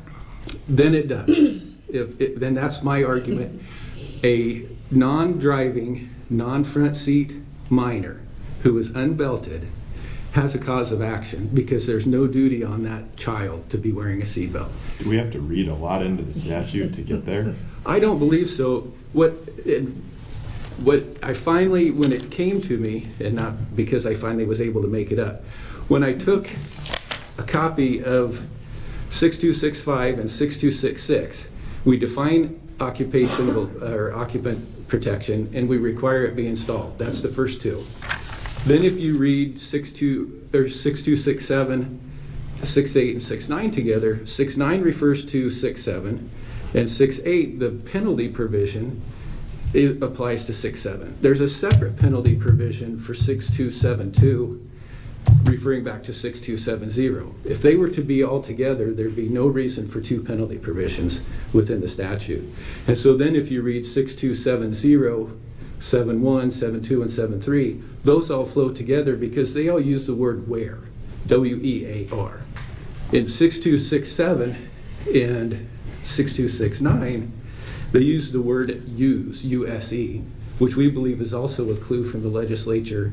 There's using within 6267 requiring the use with children, and 6270 where you're required to wear. That's the duty on the driver or possibly a front seat passenger. That's not a minor. If there are any other questions, I believe I've used my time. Thank you very much. Thank you. Mr. Riley, good morning to you. Good morning, Chief Justice.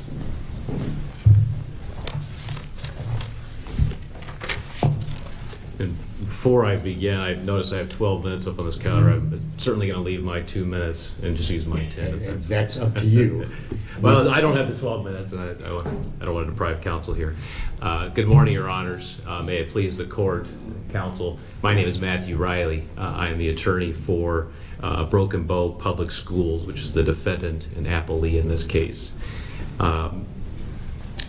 As Mr. Duncan alluded to, we are up on this court, or before this court, on a directed verdict. This is actually the second directed verdict that the district court granted in favor of the Broken Bow Public Schools.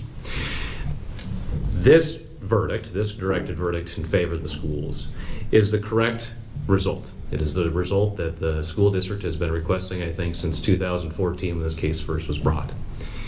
The court correctly applied the plain, unambiguous language of Nebraska's seatbelt laws to the undisputed material facts in this case and correctly found that the lone evidence of negligence that the plaintiffs have attempted to offer here is not sufficient to prove a cause of action under the state law, and it's not admissible to prove either liability or proximate cause under the state law. At the conclusion of my argument, I will request that this court affirm the lower court's grant of a directed verdict in favor of the school district and hold that the directed verdict was proper under the law. This accident, as Mr. Duncan alluded to, occurred on June 1st, 2012. Mr. Christensen was one of 7 passengers. Mr. Christensen himself, a 17-year-old licensed driver aware of the rules of the road, was an unbelted passenger in the back of the van. There are 3 material facts that I see as kind of the dispositive facts of this case. The first is that when this accident occurred, Mr. Scherbeck crossed the center line directly head-on with the school van. The second fact is that as the plaintiffs put on, and their very first witness in this case, Mr. Harvey, the operator of that van, had absolutely no way of avoiding the collision, had no contributory cause whatsoever to the actual occurrence of the collision. And the third fact is that Mr. Christensen was unbelted. In fact, the plaintiff's only evidence, as they admitted at the close of the evidence in an argument on the directed verdict, their only evidence of negligence is that Mr. Christensen was unbelted. This case presents a very basic matter, calls on one of the most fundamental concepts we have as statutory construction, is to simply interpret the rules of the statute altogether, not to include additional words. As you, Justice Papik, alluded to, a lot of these words have to do a lot of work, and we have to add a lot of words to the statute to have it read the way plaintiffs would have this court rule. There are 3 statutes that apply here. I want to avoid the tripping up with all the different numbers of 60 dash and all that, so I have 3 different names for them, I suppose. We have the first statute, which is 60-6,267. I'll refer to that as the duty. That provides that a driver has the duty to ensure that all occupants under the age of 18 are properly belted, are using what the statute refers to as an occupant protection system. The second statute that we concern ourselves with here is the enforcement statute. The enforcement statute is 2 sections later in 60-6,269. That statute provides that a violation of the duty statute, quote, shall not constitute prima facie evidence of negligence. Now, counsel alluded to or suggested that that doesn't rule out using it to prove or using it as evidence of causation or using it as evidence of damage or what have you. But this is clear as day, and it says prima facie evidence of negligence, proximate cause, duty, breach, all of those are subsumed within the definition of negligence. And prima facie evidence under the Black's Law Dictionary is defined as evidence that by itself is sufficient to sustain a judgment. As the plaintiffs have already admitted, this is the evidence that must stand by itself in this case. And according to the statutory definition, that by itself is insufficient to sustain a judgment against the school district. The third rule is more of a rule of evidence. The third rule provides that evidence that a person was or was not wearing his or her seatbelt at the time of injury is, quote, not admissible or shall not be admissible in regard to the issue in regard to the issue of liability or proximate cause. Again, if this evidence, even if it could stand by itself, under section 60-6,273, that is not admissible to prove liability or proximate cause. And I believe there's a question earlier to counsel about how this kind of plays with the Warner case. And the counsel repeatedly refers to this as the, quote, seatbelt defense. It's not a seatbelt defense. Those words appear nowhere in the statutes. These are seatbelt laws. And we can't. And in Warner, with respect to 273, we said non-use is admissible only regarding mitigation of damages. You got to get to working on damages before you can refer to non-use under that interpretation. Is that correct? Under 273, under this evidentiary rule, there are 2 sentences in the entire statute. And the first is it's not admissible to prove liability or in regard to liability or proximate cause. And the second sentence says, however, it is admissible for mitigation of damages up to the 5% cap. That however, or that exception to the rule cannot consume the rule. And that exception makes sense when you consider that the case of, I think it's Vredeveld, if I'm saying that correctly, but in Vredeveld, this court considered the mitigation of damages. And the defense there attempted to argue that simply the plaintiff not having his seatbelt on at the time of the injury meant that they were automatically entitled to the mitigation defense. And this court held, well, no, you still need to prove proximate cause. And so it makes sense when we have a complete comprehensive ban on this evidence being admissible for liability or proximate cause, but we have an exception that says you can get a 5% mitigation of damages as the defendant if you prove the proximate causal connection between the lack of a seatbelt and the injury. Is the wording of that statute a little bit curious in the sense that proximate cause is an element of liability, isn't it?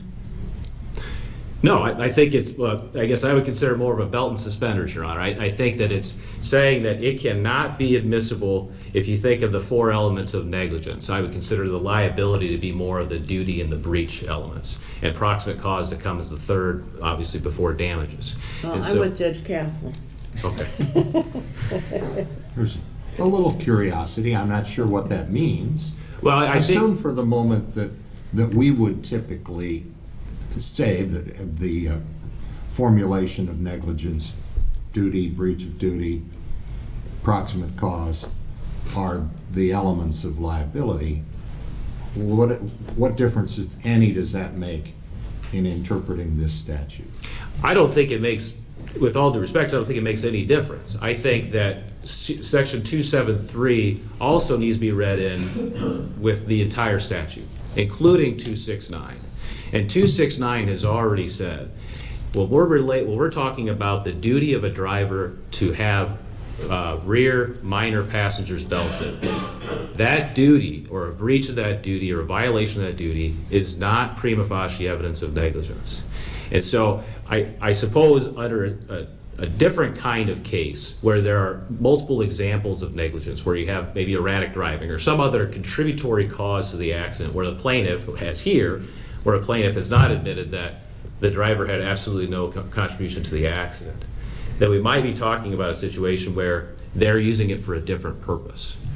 But here, they have no other evidence. There is absolutely nothing in the record to suggest that the driver did anything wrong except for the alleged violation of this duty statute and the seatbelt laws. And that takes us to the crux of all of this. And I think to get back to Chief Justice, you had a question about the legislative history or the legislative intent. And I will echo Mr. Duncan in that there's not a whole lot there. But I think what the legislative intent, there's not even an ambiguity in this statute that gets us there. But if there was, the legislative intent makes it clear both on the face of these statutes and in the history of the legislation, that this was all done as an effort to create, I guess, as much of a minimum impact of a violation of the seatbelt laws. This was done from the legislative history to comply with federal regulations and to secure highway funding. They made it a secondary offense in the statutes. They said it's not punishable or it's not citable even by the police unless you've done something else wrong on the road. And even then, as a secondary offense, the maximum penalty, no matter if you have 8 passengers back in the back seat that aren't belted or 1, it's a $25 fine and nothing more. It's a quantum leap to go from that minimizing effect of a seatbelt violation by the legislature to now say that you have a maximum liability under the Tort Claims Act. And I want to reserve the 2 minutes for Mr. Crecci. And if there are no other questions, in conclusion, I'd ask on behalf of the Rochambeau School District that this case be affirmed and that the directed verdict be upheld. Thank you. Thank you very much.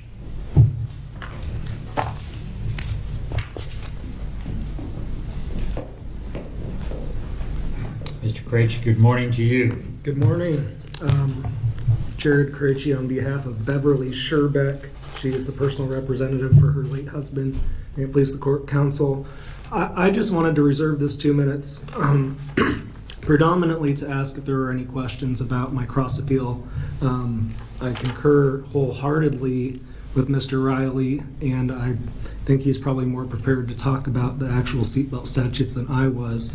But since I filed this cross appeal, and really, since I do believe in Mr. Riley's argument, maybe it was unnecessary to file the cross appeal, but it's incredibly important to Mrs. Sherbeck that there's finality for her after she obtained a defense verdict that was upheld on appeal.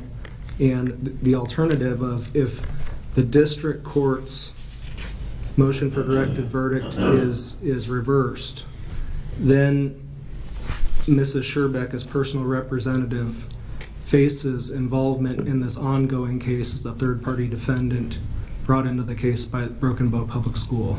So, If the case is reversed. if the case is reversed, then the procedural posture will be the Christiansens versus Broken Bow Public Schools with Beverly Scherbeck as a third-party defendant. And that would be in the absence of any type of ruling on law of the case, issue preclusion, or Article 1, Section 6 of the Nebraska If Constitution. the case were affirmed, what's your comment, please? If the case were affirmed, then the third-party complaint brought by Broken Bow Public Schools against Mrs. Christensen would be moot because it's an action for contribution or indemnity and there's no liability. Thank you. Are there any other defenses out there that have not been handled by the trial court? Could you rephrase your question, Your Honor? I'm not sure if I understand. I'm not sure. I guess I was asking about the procedural process. When it was sent back down before, I think we said, take care of the other defenses, and we seem to be concentrating on a defense. Are there any other defenses out there that the school district might have?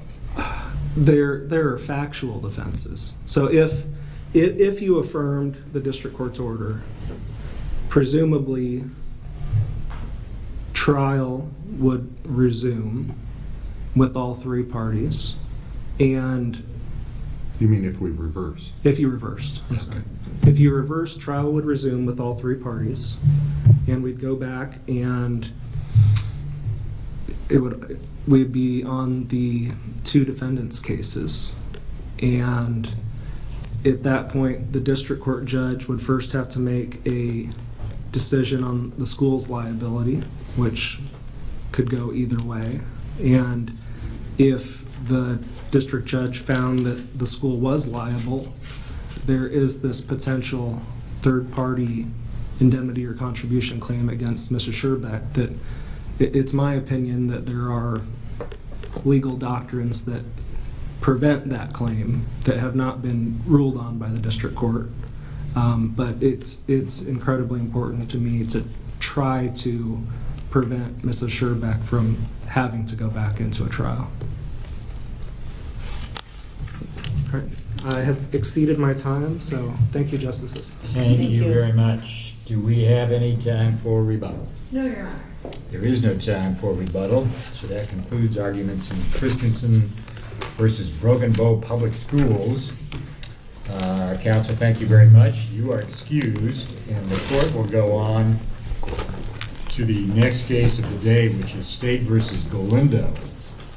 I am recused from this matter, and Justice Frydenberg is recused from this matter. So Judge Stratman will continue to sit with the court, and Judge Burns, also of the Douglas County District Court, will join this court, and Justice Miller-Lerman will preside. So please give us a moment to get in and out of the courtroom.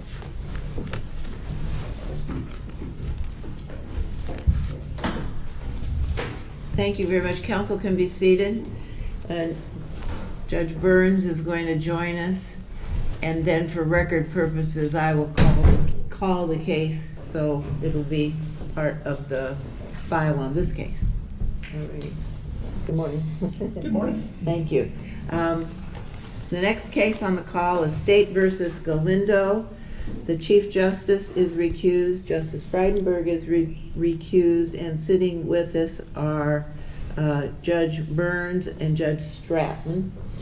And counsel can proceed. Thank you. And, for housekeeping, I think the argument is now 15 minutes aside. Any wrinkles to that, or are we good? Could I reserve 5 minutes, Your Honor? The clerk will reserve 5 minutes. Thank you. Thank you, Justice. Good morning. May it please the court. I'm Adam Sipple. When Mr. Galindo's sentencing case is assessed and evaluated consistent with the law and consistent with the Constitution, his youth, his confession, his cooperation, and his demonstrated remorse provide a strong case to spare him from execution. A reasonable jurist could find, based on those circumstances, that the record doesn't reflect the type of extreme culpability making him one of the most deserving of execution. That's reflected by the prosecutor's letter on October 31, 2002 to defense counsel for Mr. Galindo, expressing his belief that he was the third most culpable with respect to the bank robbery and maybe didn't deserve the death penalty. And Mr. Galindo's argument for life is the reason the prosecutor filed the aggravating circumstance regarding the Travis Lundell homicide. It's the reason he manufactured the jailhouse testimony to prove that allegation. It's the reason that the sentencing panel relied upon that allegation 3 separate times to justify imposition of the death penalty. And it's the reason why this court cannot find beyond a reasonable doubt that consideration of the Lundell aggravator did not influence the sentencing panel in making their sentencing determination. May I interrupt, and then maybe you will tell me this is not a good question, but if all of the Lundell material was excluded, where would you find yourself in terms Justice, of that's aggravators? exactly what I want to talk about today. So the state's argument below, adopted by the district court, is to just ignore all this about the prosecutor, ignore all this about defense counsel, ignore the way the record looks with respect to the Lundell allegation, take it off the table, and find that the sentencing panel, we'd have to find it beyond a reasonable doubt, but find that the sentencing panel would return the same sentence nonetheless. Here's the problems with that argument. And frankly, it's no better than the arguments made by the state the first 2 times this case has been before the court. The most important point I want to make today starts with the fact that the arguments and the claims made by Mr. Galindo, if proven and accepted, would change the sentencing balance 5 different ways. They talk about it in terms of just removing the 1A Lundell aggravator and going on from there. Then they ask you to reference the Sandoval case, which of course violates every principle of individualized sentencing that's ever been written in the law books. That's their argument. But the fact is, it changes 5 ways based upon the claims made by Mr. Galindo. First, the Lundell aggravator would be invalidated. Second, the instruction regarding the exceptional depravity, especially heinous aggravator, renders that invalid. That would be removed from the aggravating side of the scale. So 2 aggravators, not 1, 2 aggravators would be removed. And on top of that, over on the mitigating side of the scale, we would add consideration of youth, which we'll talk about today, I hope, constitutionally required to consider my client's age. We'll add the evidence of demonstrated remorse that defense counsel left in his file. So we add 2 mitigators. And then we add a 3rd mitigator because based upon the supposed lack of remorse, the sentencing panel discounted Mr. Galindo's cooperation, which frankly put his life in jeopardy and should have earned him significant credit. And so a reasonable jurist in this case could easily find, if Mr. Galindo's claims are proven after an evidentiary hearing, that the mitigators approach or exceed the weight of the aggravators. You said that we would have to find that if the aggravators were taken out and the mitigators you're relying on were added back in, beyond a reasonable doubt that they wouldn't affect the determination. That's correct. The district court relied on a different standard, correct? That's true. The district court standard, frankly, is unclear. First, it refers to the Sandoval case, which is inappropriate. Second, it talks about whether it would be futile to remand it for resentencing. It also explicitly reweighs the aggravators and mitigators. Well, assume that what the district court did was apply sort of the second prong of Strickland as it relates to ineffective assistance of counsel, or the third prong of Brady as it relates to a Brady violation or prosecutorial misconduct in general. I mean, isn't that standard not the harmless error standard of beyond a reasonable doubt, but a reasonable probability of a different outcome? Those are the correct standards. Reasonable probability on Brady, undermining confidence in the outcome. I think that standard would be applied to determine whether that aggravator should be invalidated. Once it's invalidated, you apply the higher standard, which is what the state recognizes, which is a very difficult standard to make, harmless error beyond a reasonable doubt. With respect to Lundell, there are, of course, the court knows, myriad allegations, very specifically, very thoroughly, very persuasively pled. Hard to imagine that those wouldn't undermine confidence in the verdict of the Lundell. I'm not sure I understand exactly where you're going. I mean, we'll take ineffective assistance of counsel first, and assume that you've adequately alleged with respect to the Lundell aggravator. Assume that you've adequately alleged some deficient performance by counsel. Wouldn't we then have to ask, well, is there prejudice?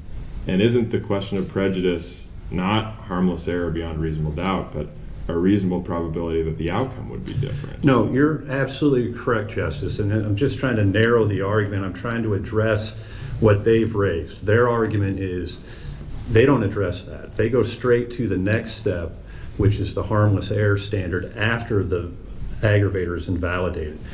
The problem is we're way ahead of the game here. The process is the allegations create legitimate issues. You grant an evidentiary hearing. You try those issues. You make findings on them. And you would make findings on them using the standard that you have, Justice, articulated. But you wouldn't grant an evidentiary hearing if, even assuming the deficient performance was adequately alleged, there's no way it would amount to prejudice, correct?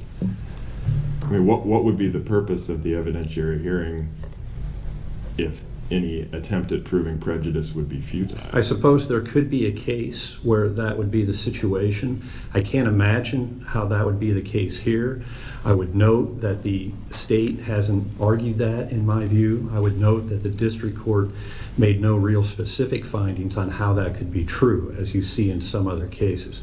Both the district court and the state have gone straight to the harmless error standard that's applied under Sandoval and Reeves 4. And so if you look at the 1A aggravator, the way that analysis is conducted, the way it was conducted in Sandoval, is that you look to the findings of the sentencing panel. You look to the sentencing panel's order. And when you do that, in this case, you can't find anything that supports a finding beyond a reasonable doubt that they would have reached the same decision for a number of reasons. First, they find that each of the aggravators is significant and substantial. And I know this court relied upon that finding in Sandoval, but it's different here. Here, the Lundell aggravator obviously is potentially a thumb on the death side of the scale. Very significant aggravator. The idea that Mr. Galindo's alleged involvement in a preceding homicide didn't drive the sentence in this case is hard to fathom. Sentencing panel doesn't say otherwise. And they do say that with respect to the 1D aggravator, with respect to the especially heinous instruction. So with respect to that issue, they did find that even if they didn't consider that aggravator, they would return the same sentence. So it's like a legislature. They knew how to do it. They demonstrated their ability to do it. They declined to do it with respect to the 1A aggravator. Were there potential questions of constitutionality with respect to 1D that might have caused them to speak particularly about that in a way that they wouldn't with others? I mean, is that fair? Well, they were aware of the concerns on the 1D aggravator, Justice, you're correct. And so they did have reason to do that. They didn't know all the circumstances surrounding the Lundell aggravator. But nonetheless, that just leaves the court in a position where it has to guess and speculate as to what it would do. Just like in Reeves 3, when the issue of intoxication was not considered or perhaps not raised, the court found that there's no way to determine what the sentencing panel would have done if they would have considered intoxication. No way to determine what their sentencing decision would have been. I want to just quickly, even though I'm in my time, two real huge issues that I think are just plainly meritorious in our favor is the issue of failing to introduce the evidence of remorse. That's defense counsel's primary duty, is to introduce mitigating evidence. That mitigating evidence is without doubt, it's not of any dubious character. It's in sworn deposition testimony. It comes from a law enforcement captain as well. You know, you can hold it, mark it as an exhibit, and introduce it. Instead, it was left in defense counsel's file. That is a constitutional violation. It affects the sentencing analysis, and it has to be addressed. Secondly, youth. When I saw that in the record and I started talking about it, I kept waiting for the state to say something about why I'm wrong. I kept waiting for the district court to say why I'm wrong, that somehow it was okay for defense counsel not to introduce more persuasive evidence about the age of Mr. Galindo, and why it's okay for the sentencing panel to say that we're explicitly refusing to consider age as a mitigator. And I haven't heard it. The state hasn't addressed it in a brief. The district court didn't address it in its order. To me, that is a plain constitutional error that affects the sentencing analysis. Is there case law from this court that age relates to not young offenders but old offenders? And how does that impact it? There is authority. It's State versus Lauder. Lauder cites a case that was decided before the Supreme Court cases, the U.S. Supreme Court cases that recognize age as a mitigating circumstance. So it just needs to be readdressed. The cases cited in the brief make it super clear that age is a mitigating circumstance. May I reserve the rest of my time? Please. Thank you.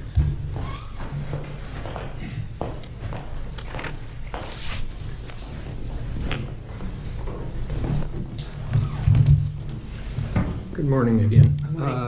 James D. Smith, Senior Assistant Attorney General, appearing on behalf of the appellee of the state of Nebraska. First thing I want to say is the law is clear that post-conviction relief is a very narrow category of relief, available only to remedy prejudicial constitutional violations that render a judgment void or voidable.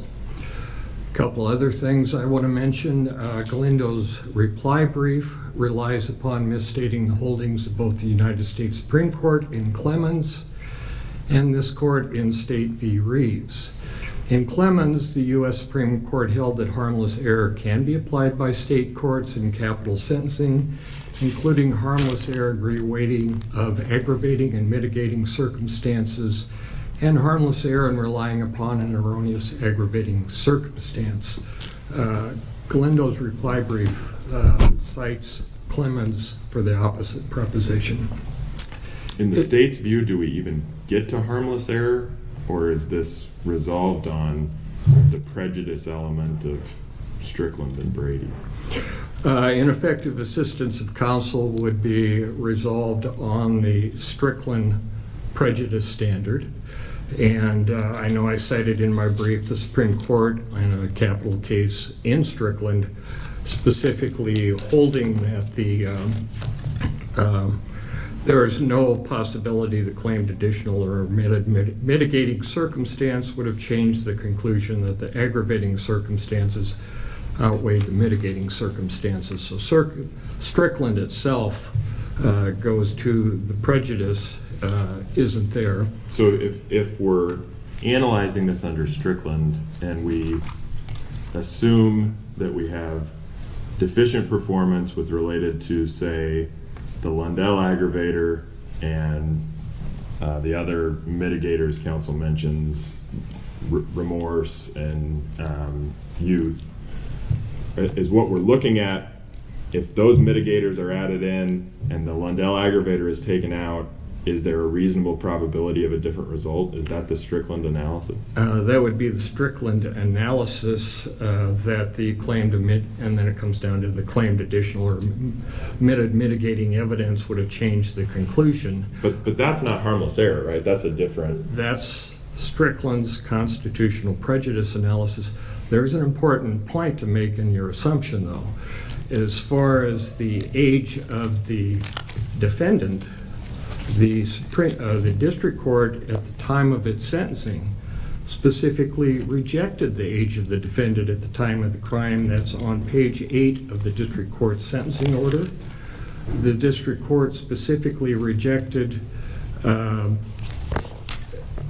its sentencing order any concept that this remorse idea would somehow spare him on mitigation, because on page 7 of the district court sentencing order, the district court specifically said, following his arrest, the defendant planned an escape from jail without any participation by Jose Sandoval, which escape would have involved violence if necessary.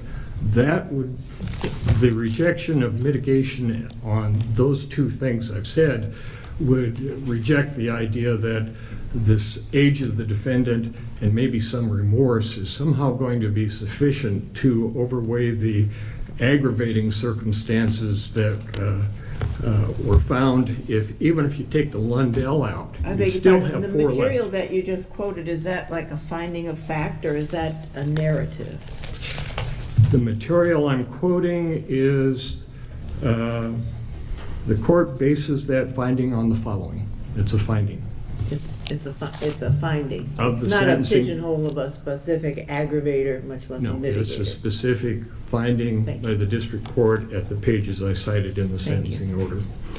I would also point out that the idea that the Lundell aggravator just disappears, you need to look at the district court, which noted that the fact Galindo led law enforcement to Lundell's body, the 6th murder victim, shows no prejudice anyhow for aggravator 1A. That's at page 220 to 221 of the district court's post-conviction order. So the district court is going in the alternative that even if we take the Lundell aggravator out, we still have no constitutional prejudicial error, but the district court doesn't concede that the Lundell aggravator disappears when we have the fact that the evidence shows Galindo, from the trial record, led the investigators to Lundell's body, which then has the district court saying the rest of this by a bunch of these jail informants and everything is just cumulative evidence.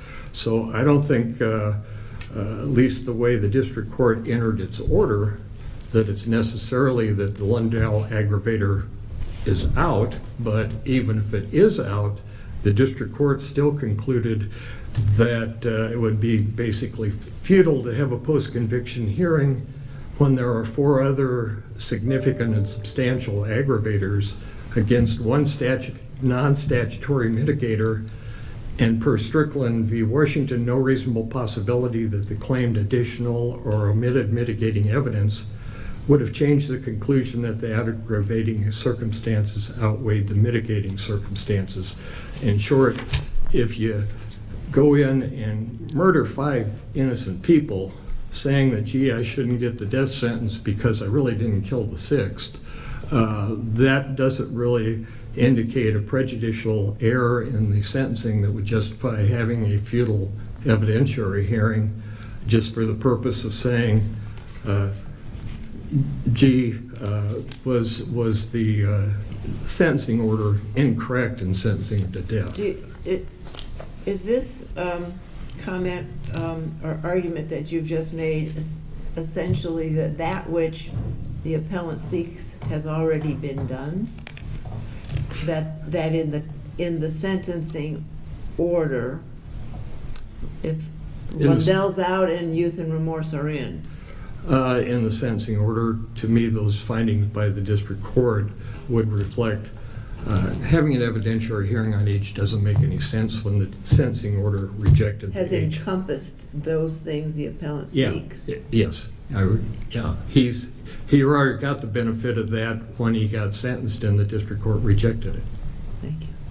So why have another evidentiary hearing when the record affirmatively rejects the concept that those, what I would call non-statutory mitigators, are going to override what we have as 5 or 4 statutory aggravating circumstances? This is perhaps ignorance. Is not Lundell a previous crime if it were established to the right degree of burden? Well, Lundell would fit under, when you look at, Is it a statutory aggravator?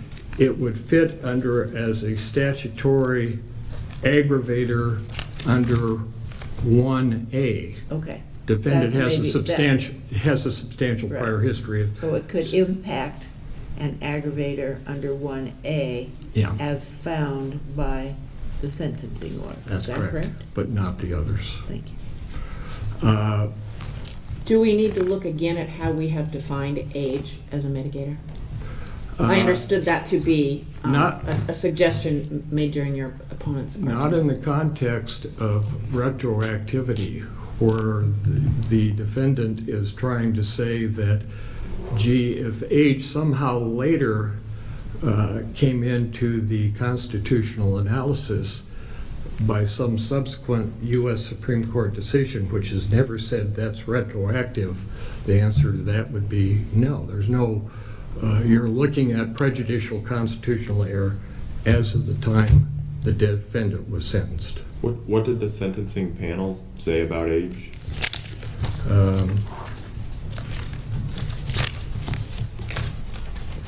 I can find it. I'm getting old enough I can't read without my glasses anymore.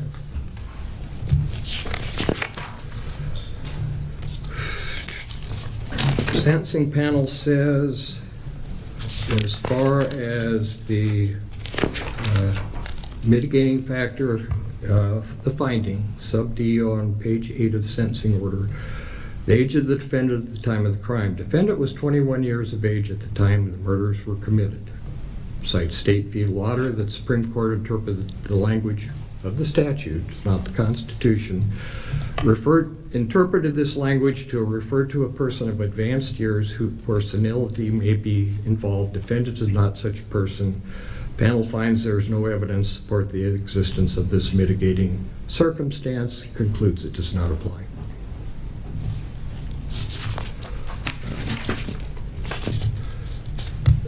So the factor of age was addressed, was considered by the sentencing panel, and was specifically found that it did not apply as a mitigating factor. The sentencing panel does acknowledge he's 21 years old, does point out that the defendant presented psychiatric testimony about the defendant having some psychiatric issues and everything else. The sentencing panel pointed out that the state also contradicted that, and the sentencing panel specifically rejected the defense presenting this evidence of the defendant's mental capacity, mental impairment, and all of that. And in the context of the defendant being 21 years old, it also rejected age. Trying to come in and show a prejudicial constitutional violation, it's not statutory, it's constitutional violation, where you're trying to apply something retroactively to what was not constitutional error at the time, is simply not the way it works.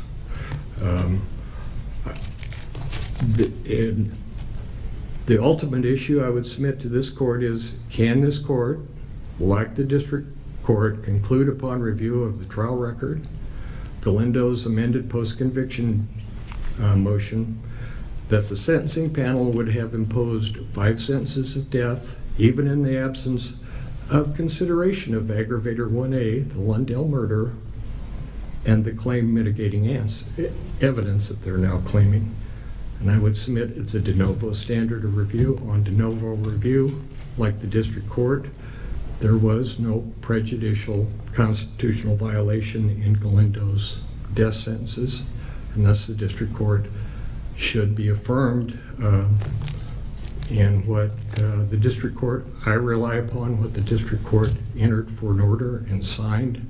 It's fairly extensive. has good findings, conclusions, citations to the law, and frankly, the way I submitted my brief is the district court on de novo review that order. It's not, there's no error. Mr. Galindo argues that the allegation that there was a conflict of interest on the part of the prosecutor is structural error that wouldn't be subject to any harmless error, prejudicial type review. What's your response to that?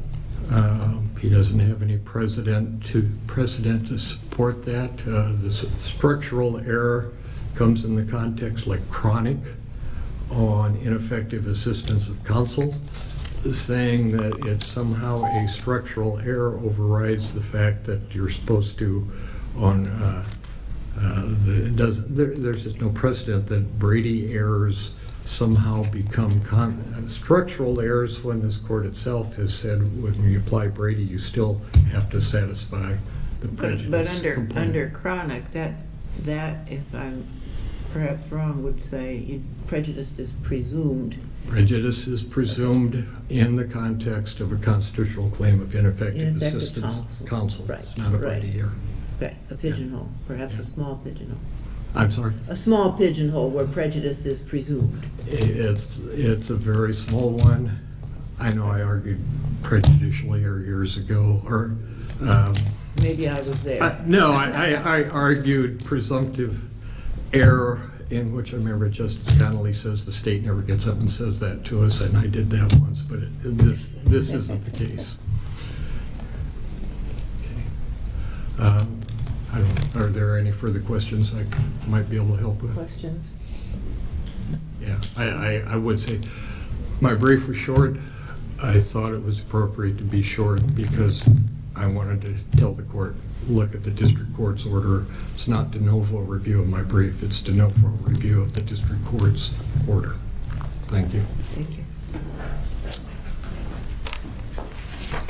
How much time does Mr. Sipple have, please? 2 minutes and 53 seconds. Thank you. Thank you. May I proceed? Please. What Clemens and Reeves say and how they've been characterized in my brief is that Clemens allows harmless error review, but it doesn't allow independent reweighing by this court. It doesn't allow this court to independently assess the facts of record and the circumstances and kind of act as a secondary sentencing body unless given legislative authorization to do so. And this court concluded in Reeves 4 that legislative authority is absent, such that this court cannot get into any of those circumstances that Mr. Smith has suggested with respect to maybe trying to escape from the jail or things like that. It is limited to looking at the sentencing panel's order and deciding whether from that order they would find the same thing. That leads me to the next point for Justice Packett, Justice Papik, and Justice Miller-Lerman. I want to be real clear about what the district court did and what it didn't do. Its harmless error analysis, and it's, I think, confusing whether it's under the Brady and Strickland standards or whether it's under the Clemens and Sandoval standards. Either way, it's limited to removal of the Lundell aggravator. It never addresses adding consideration of youth. It never addresses adding consideration of the evidence of remorse. It never addresses what the sentencing panel would do if they found there was demonstrated remorse. Would they give him full credit for cooperation? And so there are 3 mitigators on the balance, left off the balance, whatever, part of the mitigating side of the balance, that the district court has never addressed. Likewise... But we review it de novo, right? So whether the district court reviewed it or not, it's up to this court to review it. Sure, you could review it de novo, Justice, and conceivably you could find beyond a reasonable doubt that they would have returned the same verdict even if they hadn't considered the explosive Lundell homicide, even if they hadn't considered the especially heinous and exceptional depravity aggravator, and even if they had considered his youth, and even if they had considered his remorse, and even if, because they considered his remorse, they're going to give him full credit for his life-endangering cooperation, yes, you could review it de novo and you could make that finding. I would ask you not to. That ends my time. I appreciate it. I would ask this court to reverse this case for evidentiary hearings, which we haven't discussed. There's a whole bunch of cases that say that under these circumstances, we get an evidentiary hearing. That's my request. Thank you. Thank you very much. That concludes arguments for today's session. We're adjourned. You're all excused. Thank you.